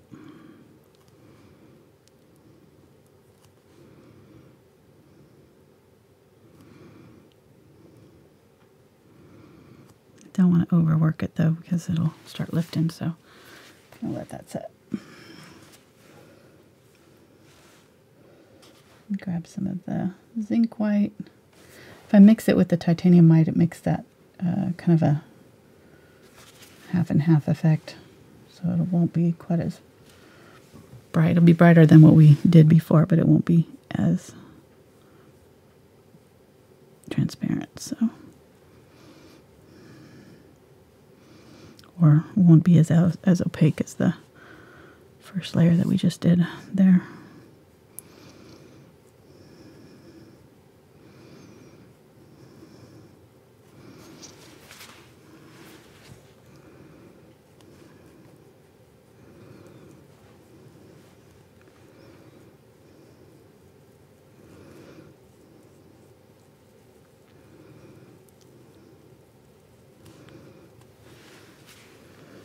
Okay, getting there.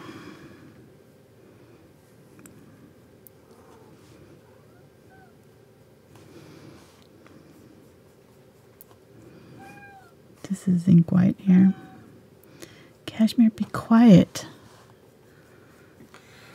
Somebody said that their cat popped their head up. Oh, really? So like, what's going on? Where did that cat come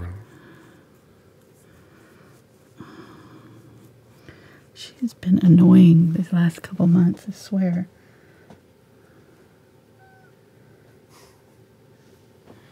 She never used to do this.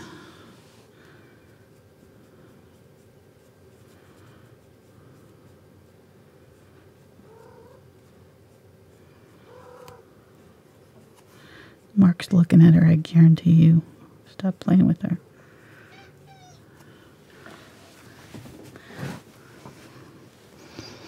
She's saying mama now.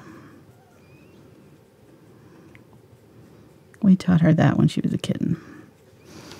Mama! Mama!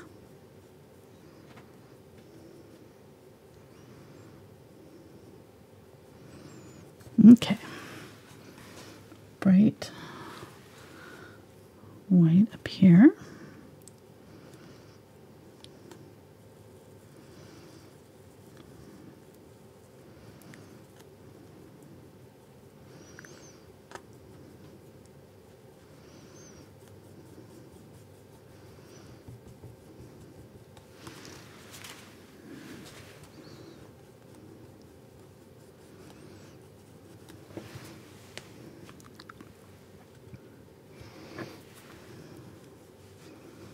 Grabbing some Indian yellow here.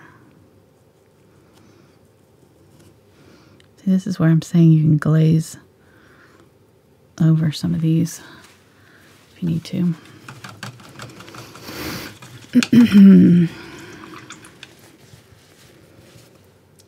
Grab some more of the white.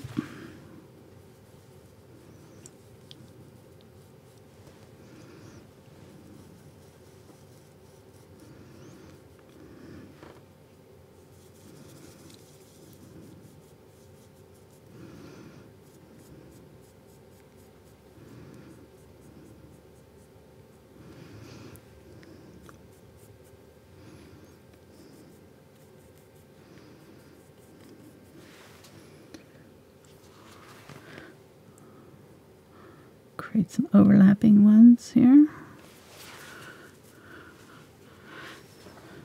Almost done.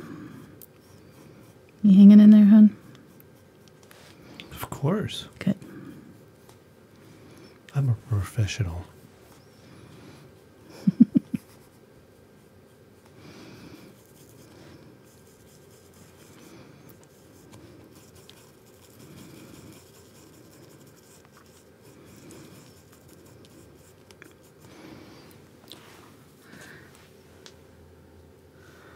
Go with the brighter white here.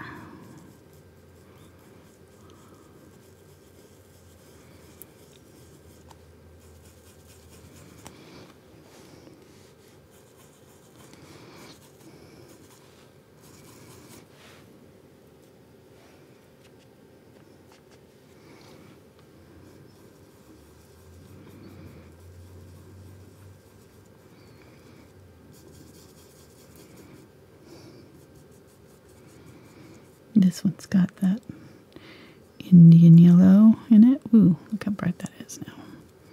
And glaze over that lighter color.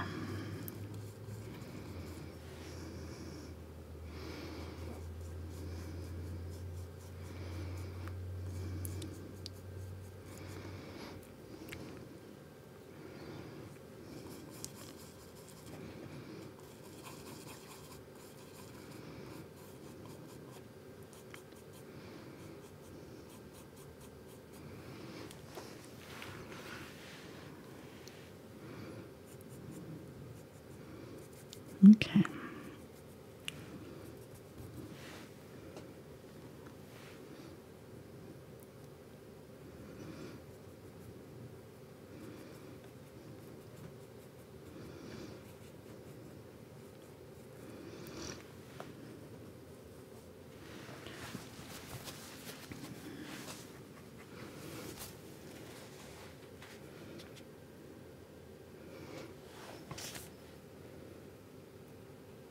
Grabbing some more of that cadmium yellow light with the zinc white.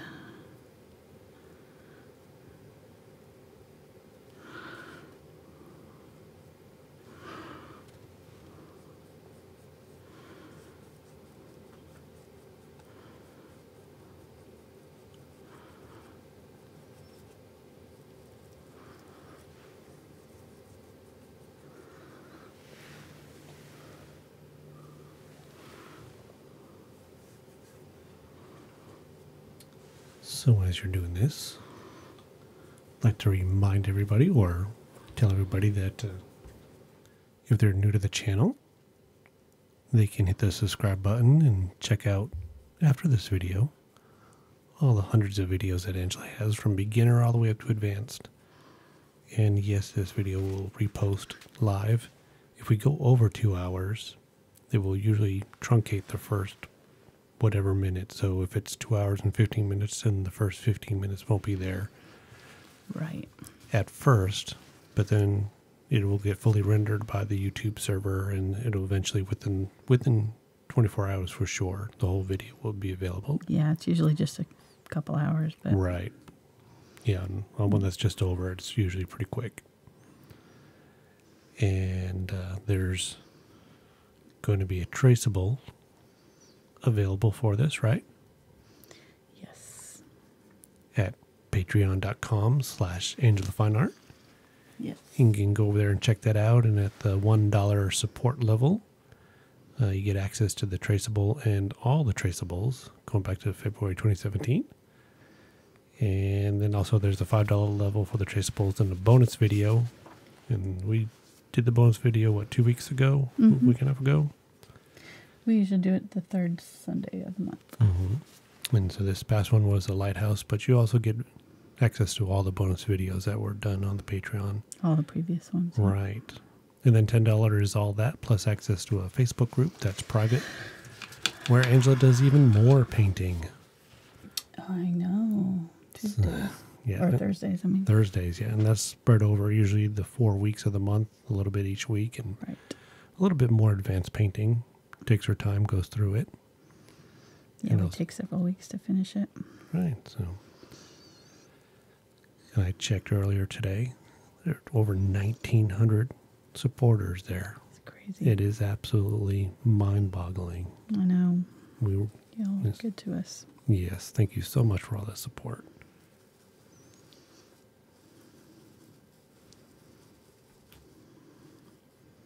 And then, of course, also down below, there's links to Amazon store where you can buy art supplies, the brush guys, social media, all that good stuff.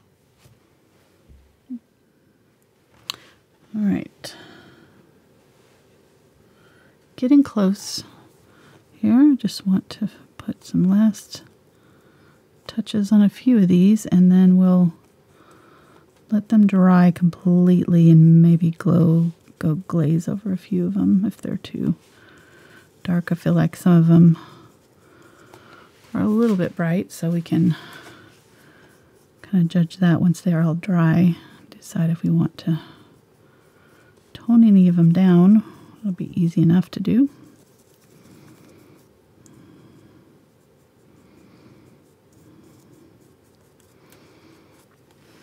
Oops, off camera there. All right.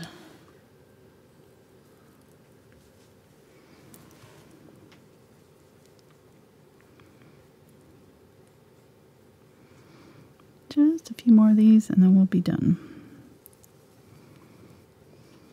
Are you going to highlight the pages white on the heart? Yes. No, Okay. I'm going to leave them just like they are.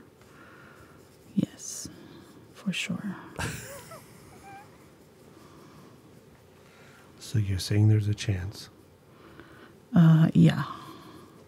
But I have to do the background first because some of these are overlapping them. If I try to do that first, then I wouldn't be able to get these circles in. It would be trying to paint around.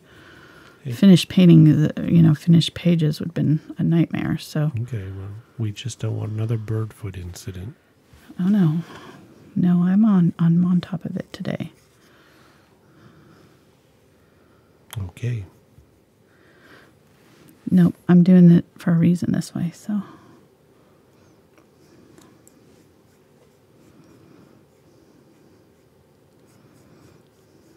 Glazing over a little bit of this yellow here.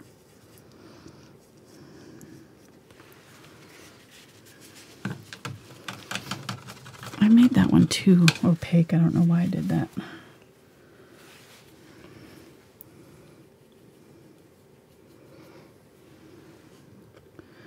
going to use this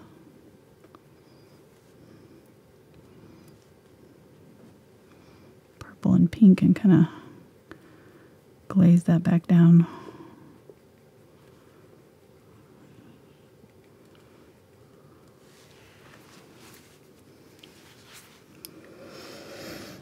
All right.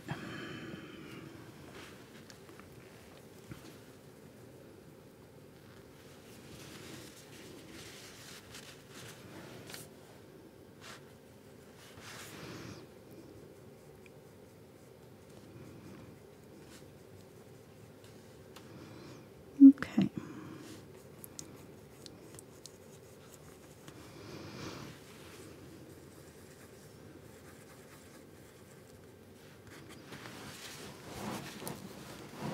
I'm going to let those sit, and I'll definitely glaze over them, back over them.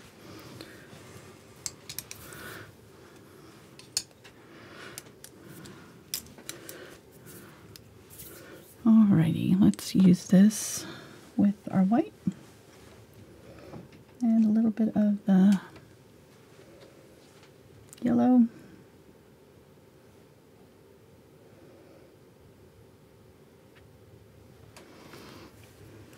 I'm going to start up right at the edge.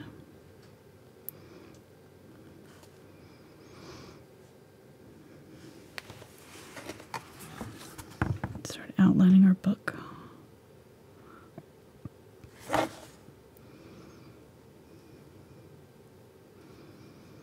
This inner edge is kind of fuzzy, so I'm just going to kind of try to scrub it in gently.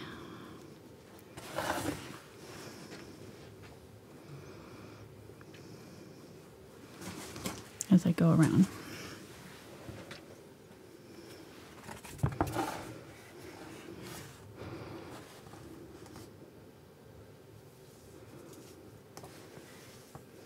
No more cats. No more cats.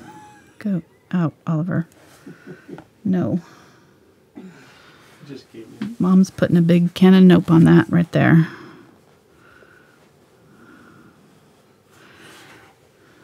Okay, I want...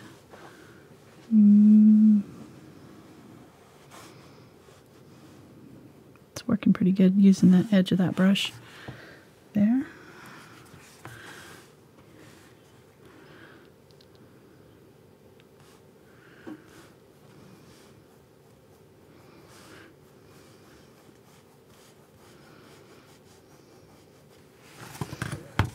Okay.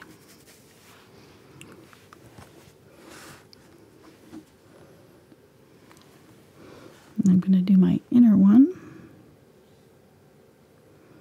just inside that. Scrub, scrub, scrub that edge towards the center so it fades out.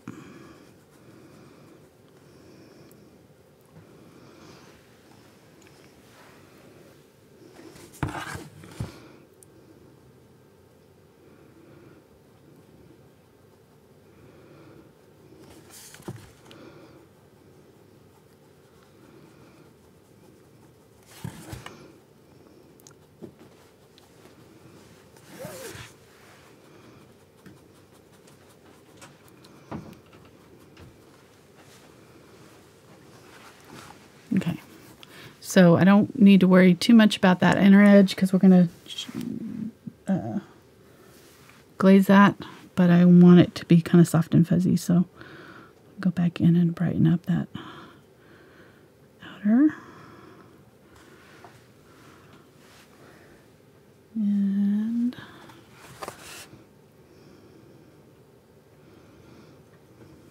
nice and bright white. Okay, got a question for you. Yes. So somebody's awesome husband was going out to run some errands and swung by the art store to pick up some QBO. Uh-huh. But apparently they only have the liquid Oh, okay. Yeah. version. Hold on. The fluid. Right? Fluid version. So is that going to make a huge difference? No. No. No, and since you're going to be using it to glaze mostly, it'll be actually probably easier. Ooh, okay. A little bit of this highlight color along there. So yeah, no, that would be fine. Totally fine. Use the white right along that leading edge of the book.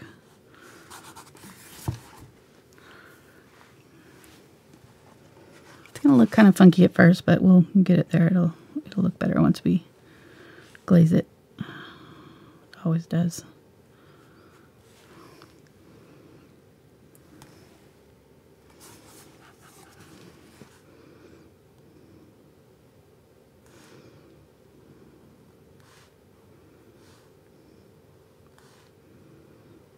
Going bright white here.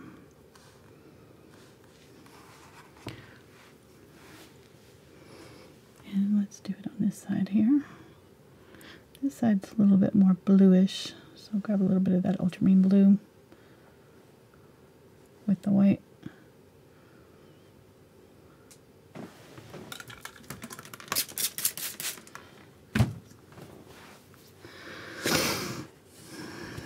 Wipe most of that off, and then we're going to use that edge of the brush to draw in our shape.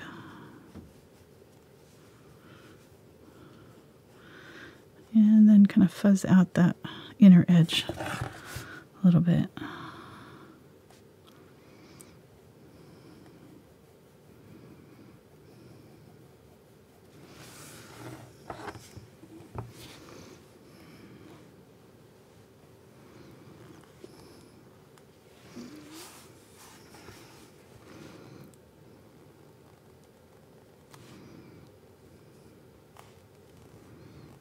All the way down in there. And the inner edge just gets a little bit fuzzed out. Okay, and then let's do another just on the inside of that.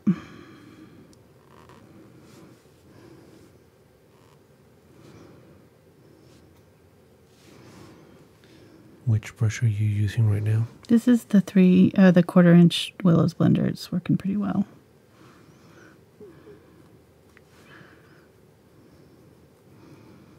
I'm dry brushing this inner edge as it laying it on, but then I'm kind of scrubbing out this inner edge here. On this side you're seeing quite a bit of it, so it's kind of going all the way down there.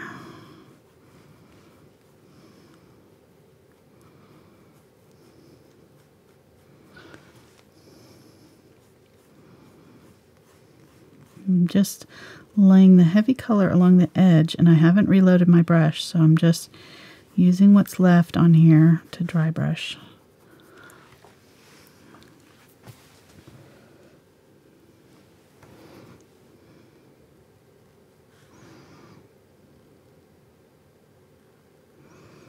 Going right next to those pages.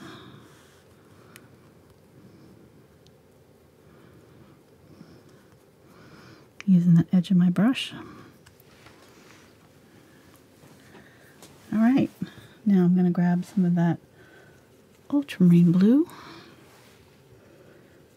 mix that with what's in there, a little bit of my purple. So I'm getting close to that center color, but not quite the same, just a little bit lighter, and I'm going to go over this inside edge just there.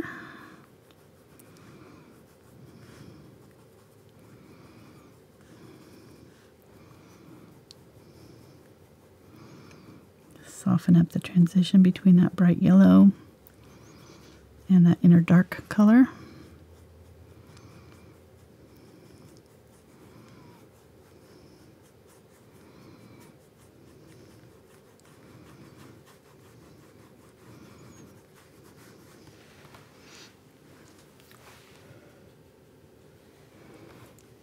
On this side I'm going to use some Phthalo blue because it's a little bit more green on this side.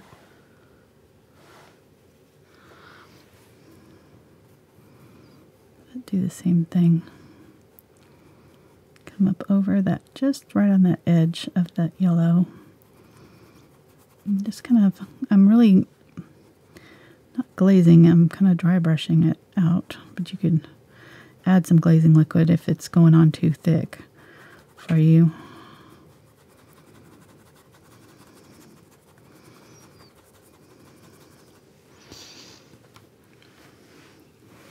I'm just trying to kind of create that tunneling look that it's got.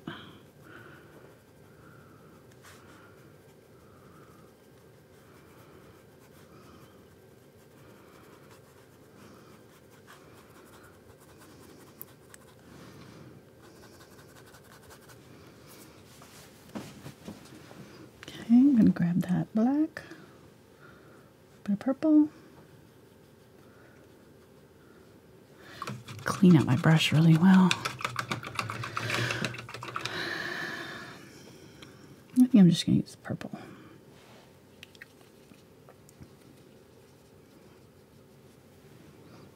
Yeah, let's use the black right here. Purple and black. Right here, just on the inside. Just to define this shape of the inner heart. So right where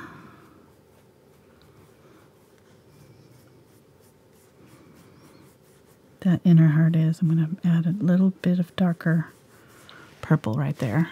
It really gives it depth right down in there.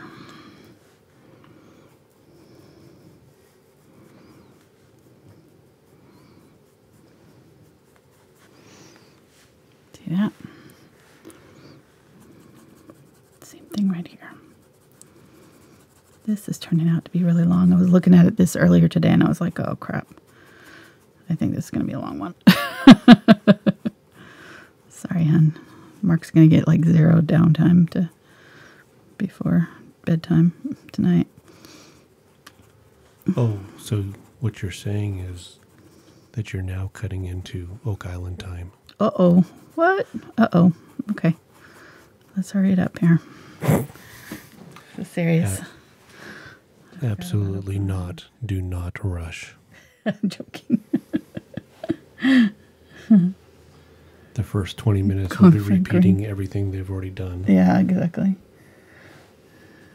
Okay, grabbing some, a little bit of green, a little bit of the phthalo blue, making a kind of a turquoisey blue color. And I'm just gonna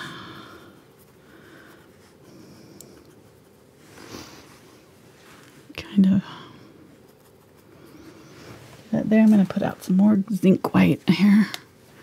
I don't know why I went so dark on those. I don't know what I was thinking. I was looking at the ones. I was thinking you were crazy, but that's just I'm mad at myself because I had it looking good and then I went and like made all these opaque for some reason. I don't know what I was doing there. So I keep looking up there and going, nope, that's not right. So now I gotta go fix it.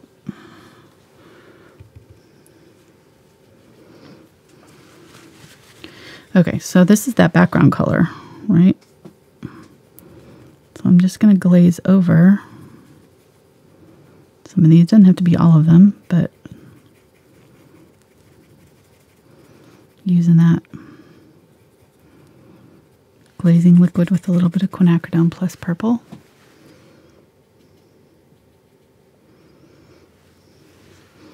Use a lot of the glazing liquid if you want it to. And see, we can paint around some of these. So if I want to push this one behind this back, and I'm going to put this pink around the outside edge too. So I can be kind of strategic about where I want to glaze.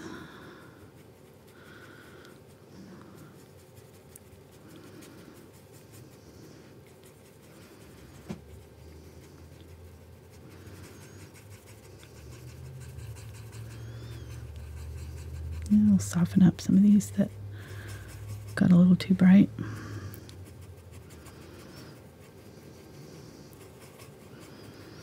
And the more I want to soften them, the darker I can get with them, closer to the background color I can get. So if I want to really push that one back, I can get that purple and go over it with the purple. And this actually is a really good way of doing these because it does give them an even softer look. It really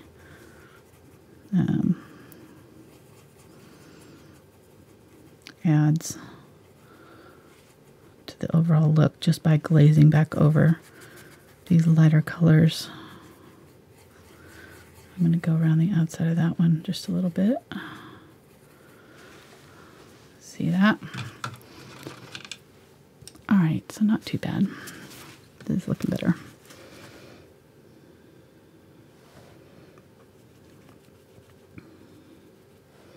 Use a little bit of that cadmium red with the yellow oxide. Glaze over this one.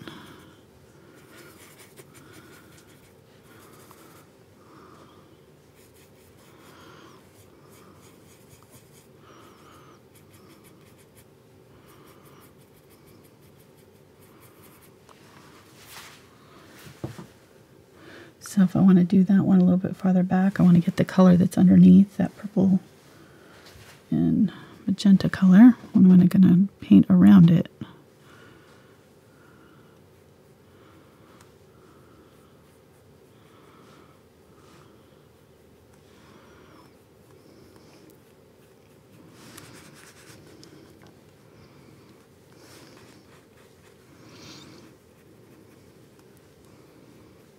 That pushes that one back.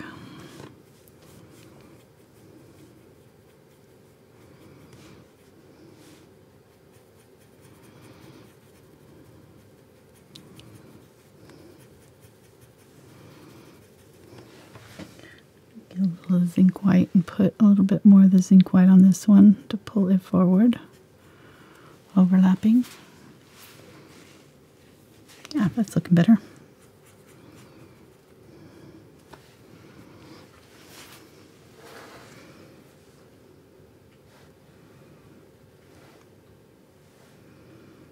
Zinc white quinacridone here.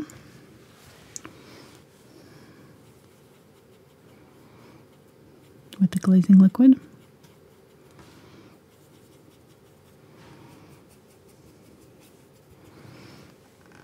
I want to make that one disappear, I can grab a little bit of that blue.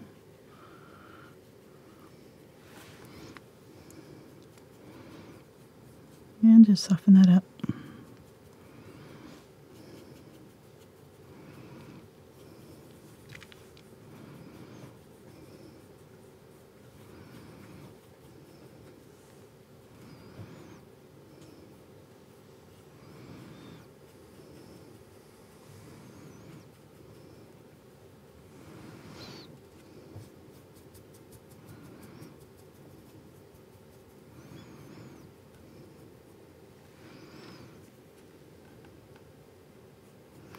I'm going to use a little bit of the zinc white on this one now. Bring that back up just a little bit right there. And I think I'm happier with those now. Get a little bit more zinc white on this one.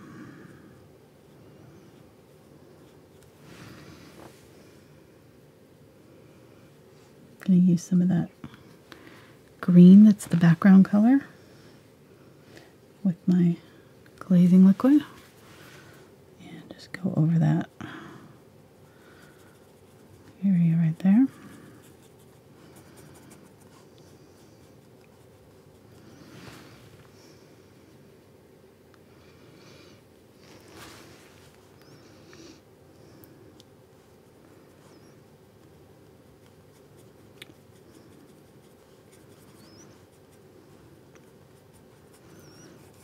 If I glaze that whole area around it, it'll kind of push all of them back, kind of unify the whole thing.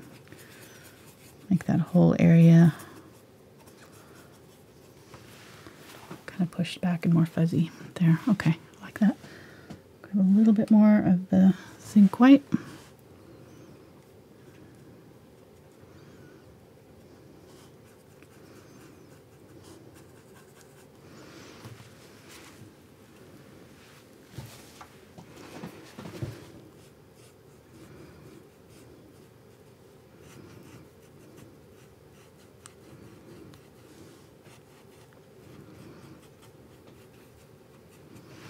I'm going to use that outer color to go around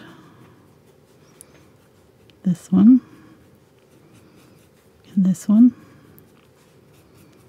Soften those edges.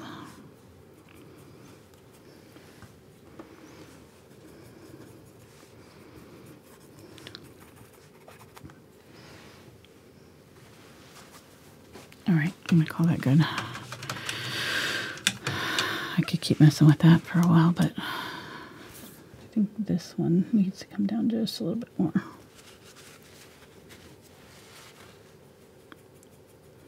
I'm using blue here.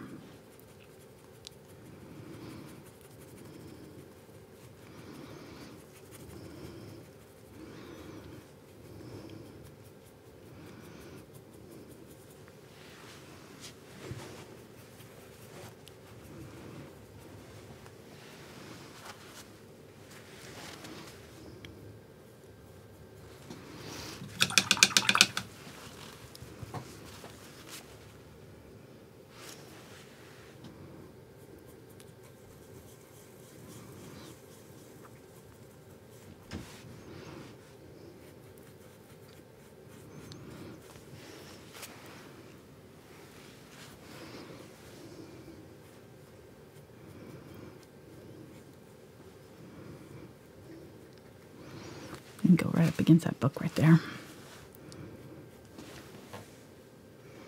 With that zinc white.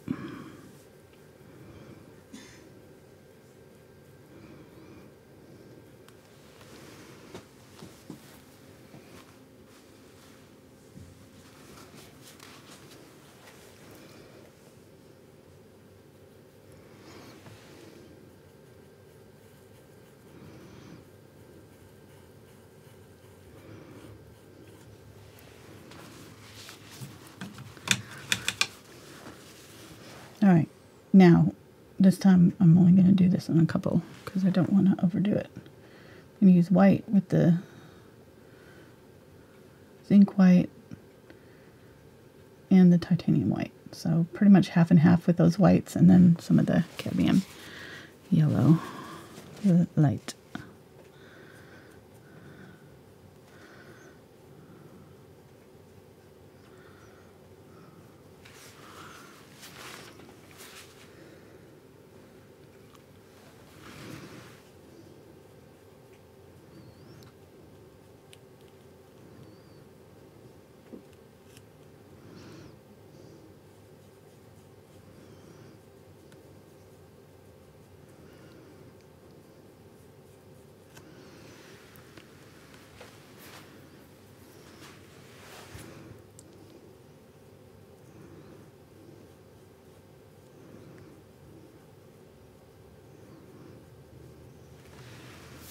There we go.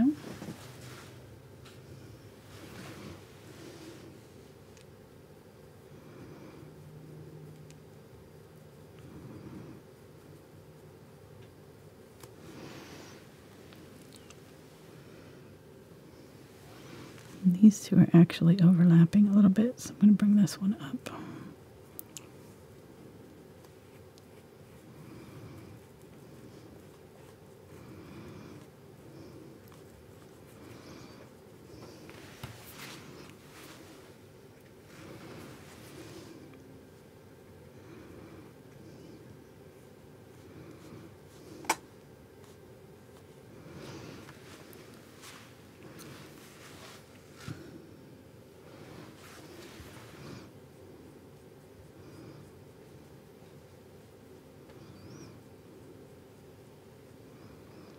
Using the zinc white here. All right. This is zinc white again. And where these two meet, there is this really bright little white spot right there.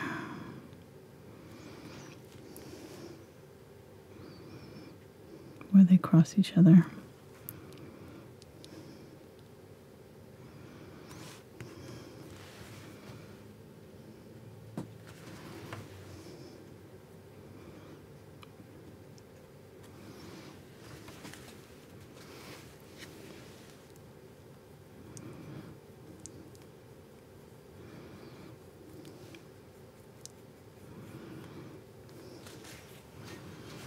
don't know how I didn't really go by the picture on these ones here.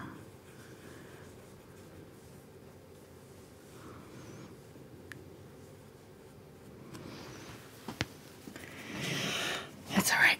This is a Zinc White.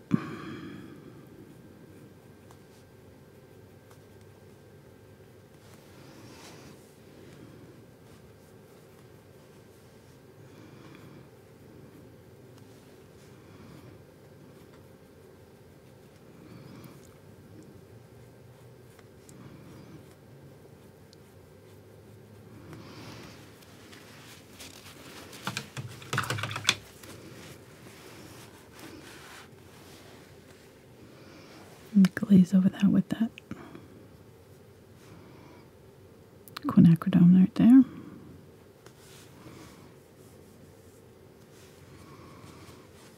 Okay, that's good. I'm happy with that. All right, let's use the glazing liquid with the quinacridone. A little bit of that orange, burnt orange, and I'm going to use it right in here.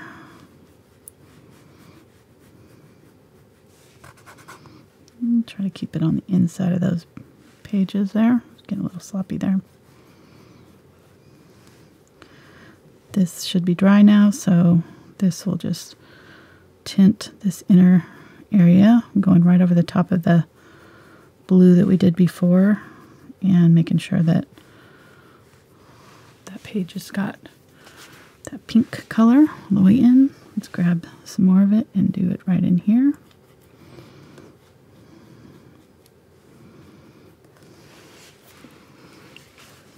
And then I'm going to grab the burnt orange, a little bit of the Cadmium Red Light, the glazing liquid, and use it on this side.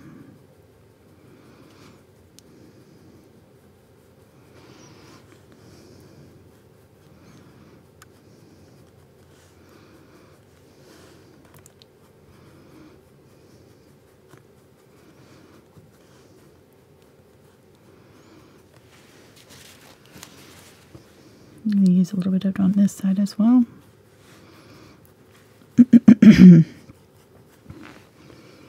And grab some of that quinacridone. Use it on the inner area. Wipe my brush.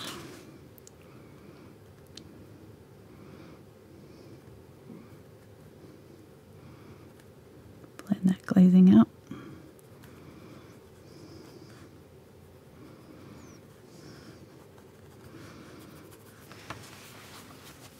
Okay. I'm going to use my smaller brush. Let's get this number 2 round here. And get some of the black. And I'm going to use some Zinc White with this black to make it more transparent. And I'm going to add lines and little dabs forwards all the way down. And just don't think too much about it. Just let the tip of the brush kind of follow that edge. And do little dabs. Do you need to zoom in so people can see better, or is it okay?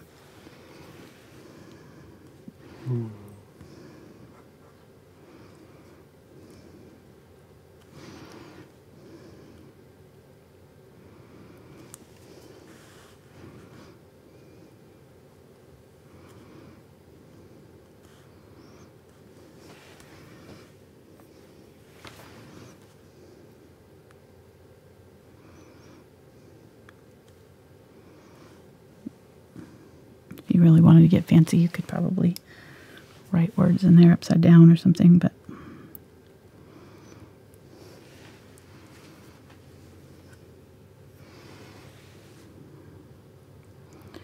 don't think you need to.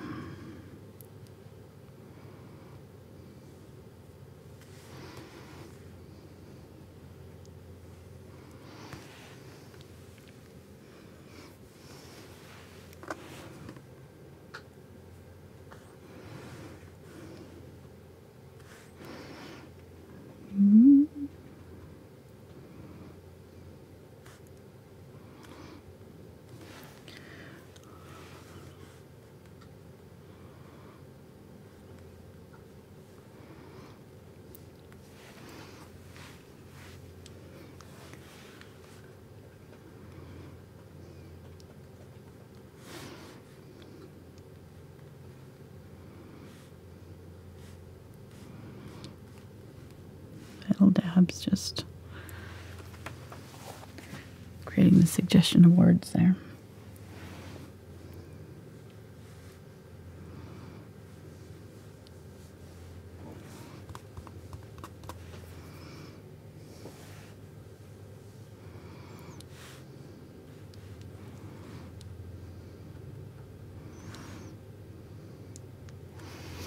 Okay. I'm going to grab this brush again. Some yellow, some zinc white.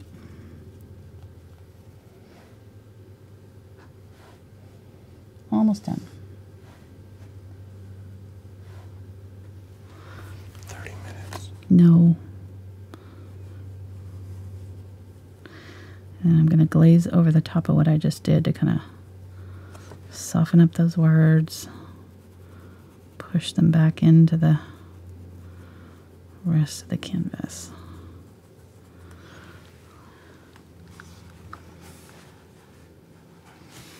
And this is where, if you need to, you can kind of bring your book page down a little bit more if you need to.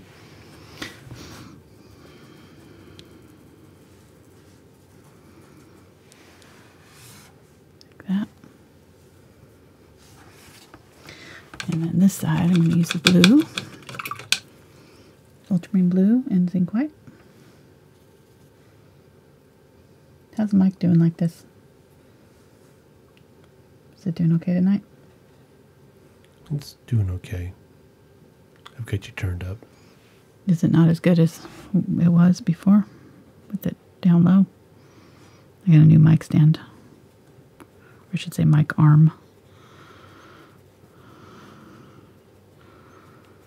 No comment? It's about the same. It's about the same. Okay.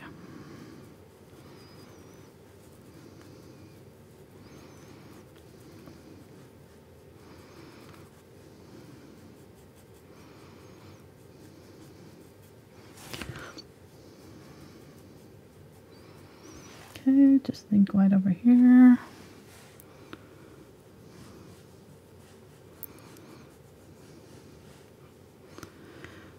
Mark is already yawning over there. Sorry, hon. Promise I'm almost done.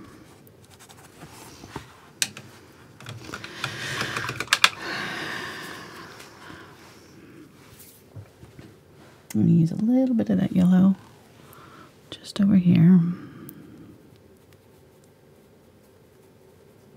You don't have to rush for me. All right, and then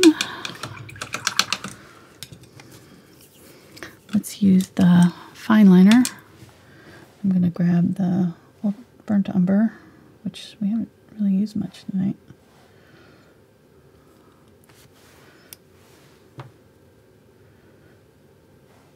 And the liner brush, add a lot of water to it so that it flows off the brush.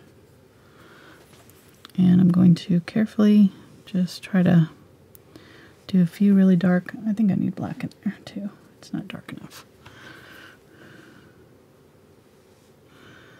A few little pages in her book.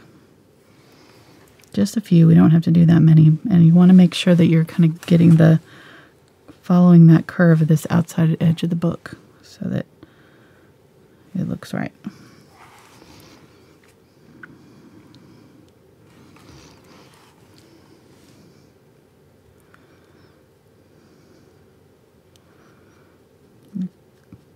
Clean up any of this that needs to be darkened up.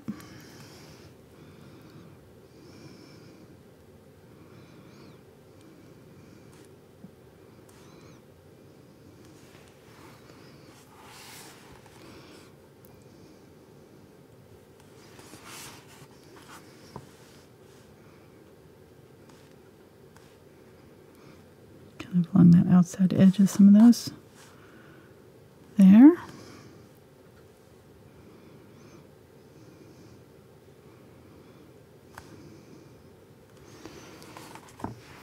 Just going in and kind of outlining that edge just really dark right where it starts to tuck down in. It doesn't have to do the whole thing, but just right there. And then I need it dark right here too. Really dark right down the middle.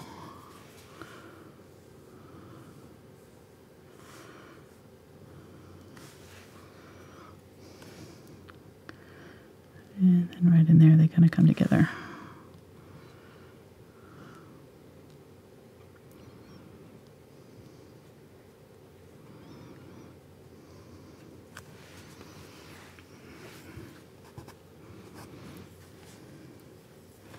Start to get dark right there.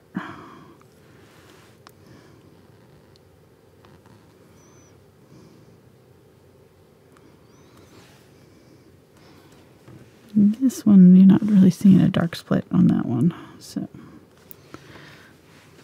okay, see how we're creating those little shadows here? That's really what gives it depth. So just emphasizing those. Then we're going to put a bright white highlight on the leading edge of all these pages. And that will really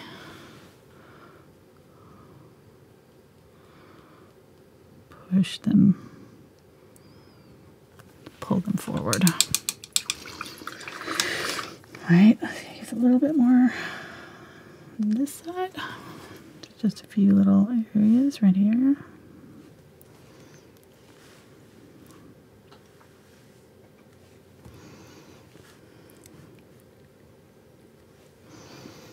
Okay, small lines.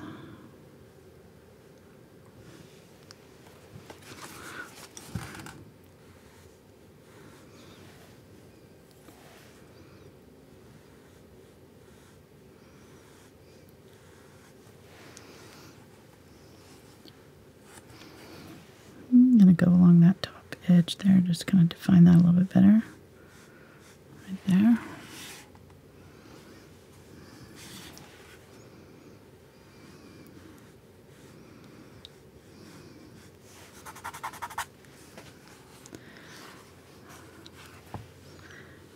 Add a few cracks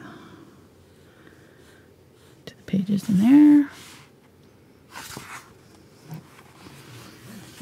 And there's one really long one that kind of goes like that. Now, if this part like totally throws you, then totally don't do this. So it's up to you. You can just leave it the way we did with the streaks, and I think it would be totally fine. So, honey, I think you need to zoom out a little bit. I think I might be going off camera.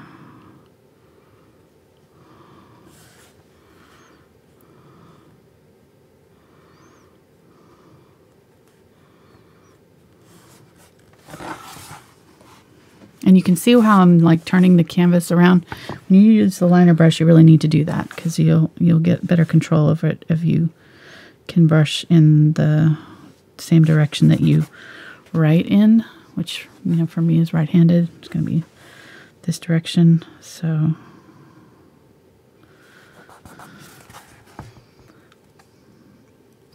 grabbing some of that quinacridone, I'm going to go down in here with that. That bright highlight back in there that we kind of lost.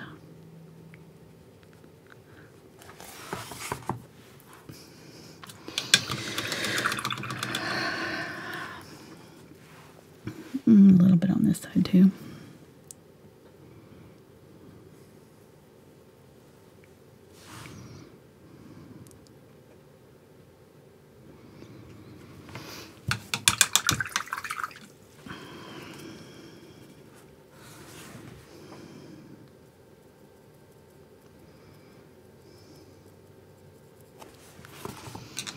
Okay, let's use this brush and use the white.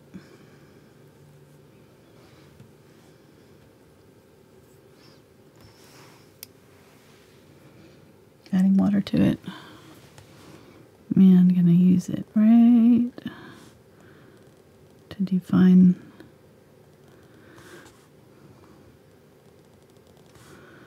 the outer edge of my book. Now, like again, you could use a smaller brush. You could use the same brush that we used the first time. You know, so if you found that this one was easier to use, you could use that. Whatever brush works for you. Do not have to use a liner brush. A lot of people don't like liner brushes. You could even do this with like a Posca bright white pen if you wanted to.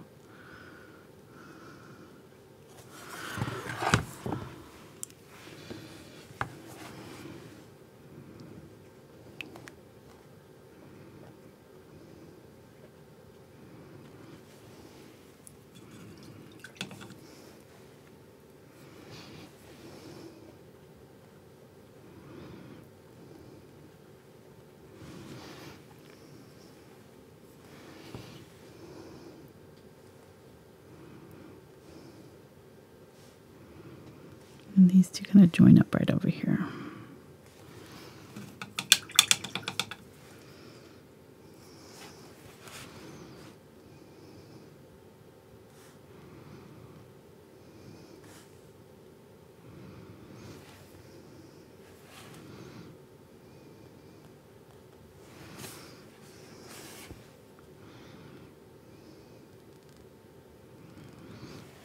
There we go. Same thing on the other side. We'll be done.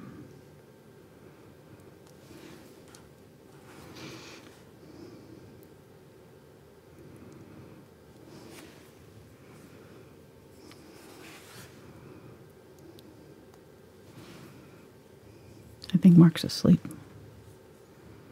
It is 8:30. Reminds me when Scooter used to be in here snoring during the shows. Yeah.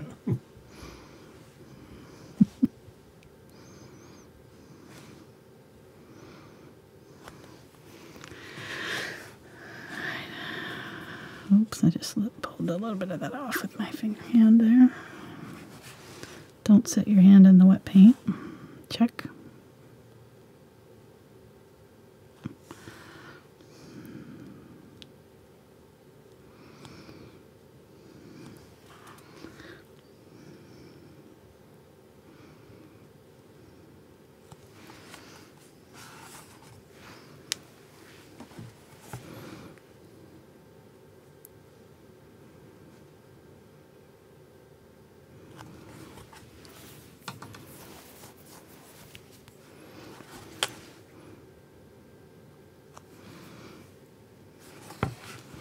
This one just has a lot of detail to get it to look, you know, the way I wanted it to. A little bit of patience.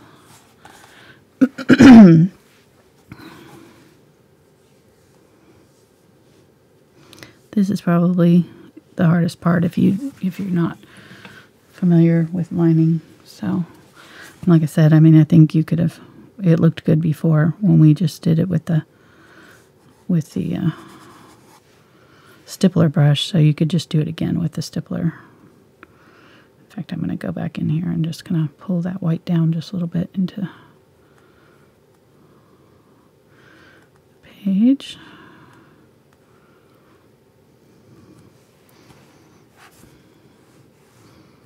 If you need to. So it kind of blends it down into the page a little bit.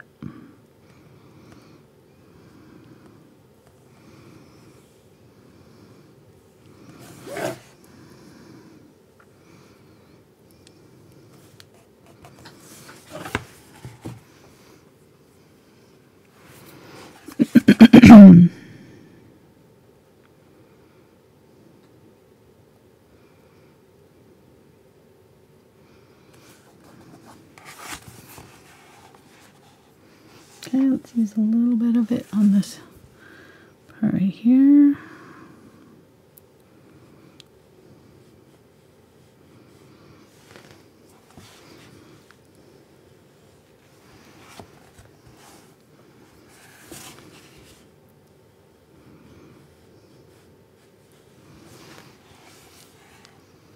Thank you. Just having a hard time keeping it in camera there.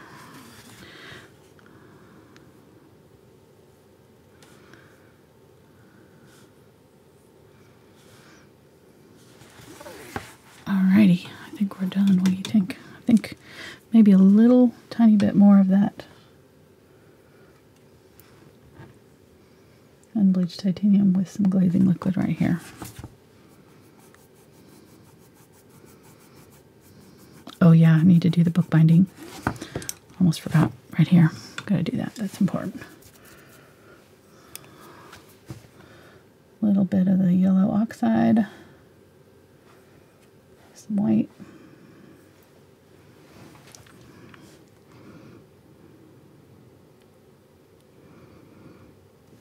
Just underneath.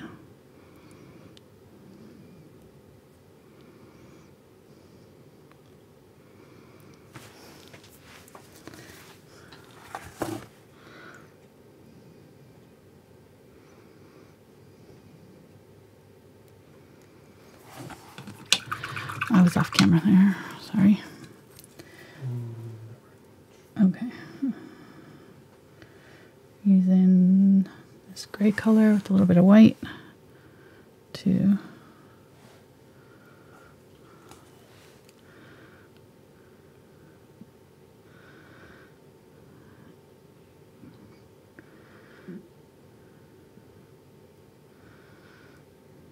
just suggest a little bit of something down there. I'm going to use some of that glazing liquid. Go over these. A little bit of that.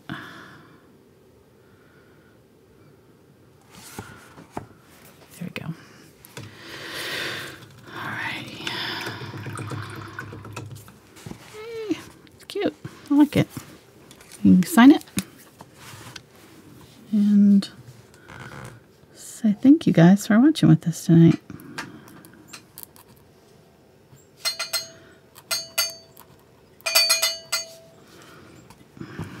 Cowbell's almost broken. Oh yeah? Why? Or maybe it's the operator. So we had a great crowd tonight.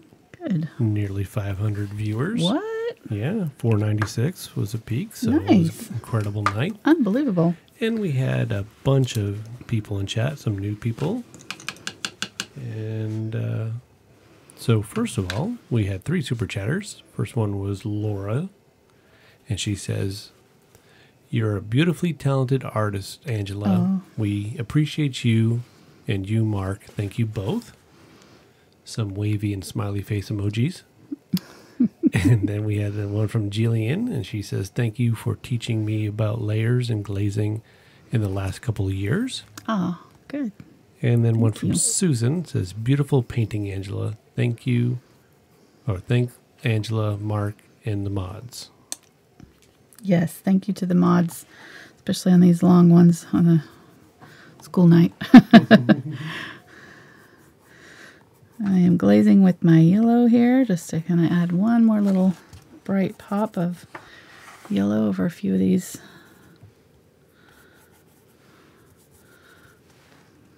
bokeh spots. And I noticed back in here, I'm going to use this glazing liquid. Wipe most of it off. I'm going to glaze over the book right there with that blue purple color. Right there. Okay. Whew. I mean it. I'm done. I mean it this time. I could be messing with it a little bit longer, but I'm gonna leave it. This was fun. I feel like I could do more with the inside of it. Actually, let me do just a little bit of this yellow right here. A little bit of the red, cadmium red, medium. Again, you're not fooling anybody. I know, sorry. Okay. Well, once you get the, you get the color on, then you glaze, and then you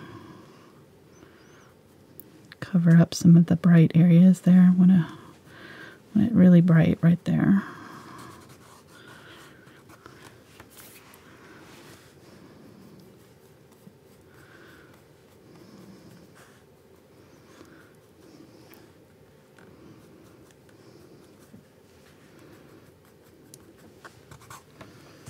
Okay. There we go. Thanks, guys, for watching. We'll be back on Saturday with a pig. Yeah, baby. We didn't use these at all. Didn't use my angle brushes at all today. You're so disappointed. Did it all with the stipplers. Yeah. So yeah, we'll be back for our little pig. Should be a lot of fun on Saturday. And the next Tuesday, we're going to do the hydrangea heart. Ooh, that'll be a fun one. I'm looking forward to that. And I promise it'll be easier than this one. I promise. Let's see. This should have been a Saturday one for your last sure. hydrangea one was split between 2 weekends because it was so long. So let's see. No, this one's going to be really easy style. I'm going to do it like Impressionist style. Okay, check. All right, guys. Thanks for watching. We'll see you next time. Bye.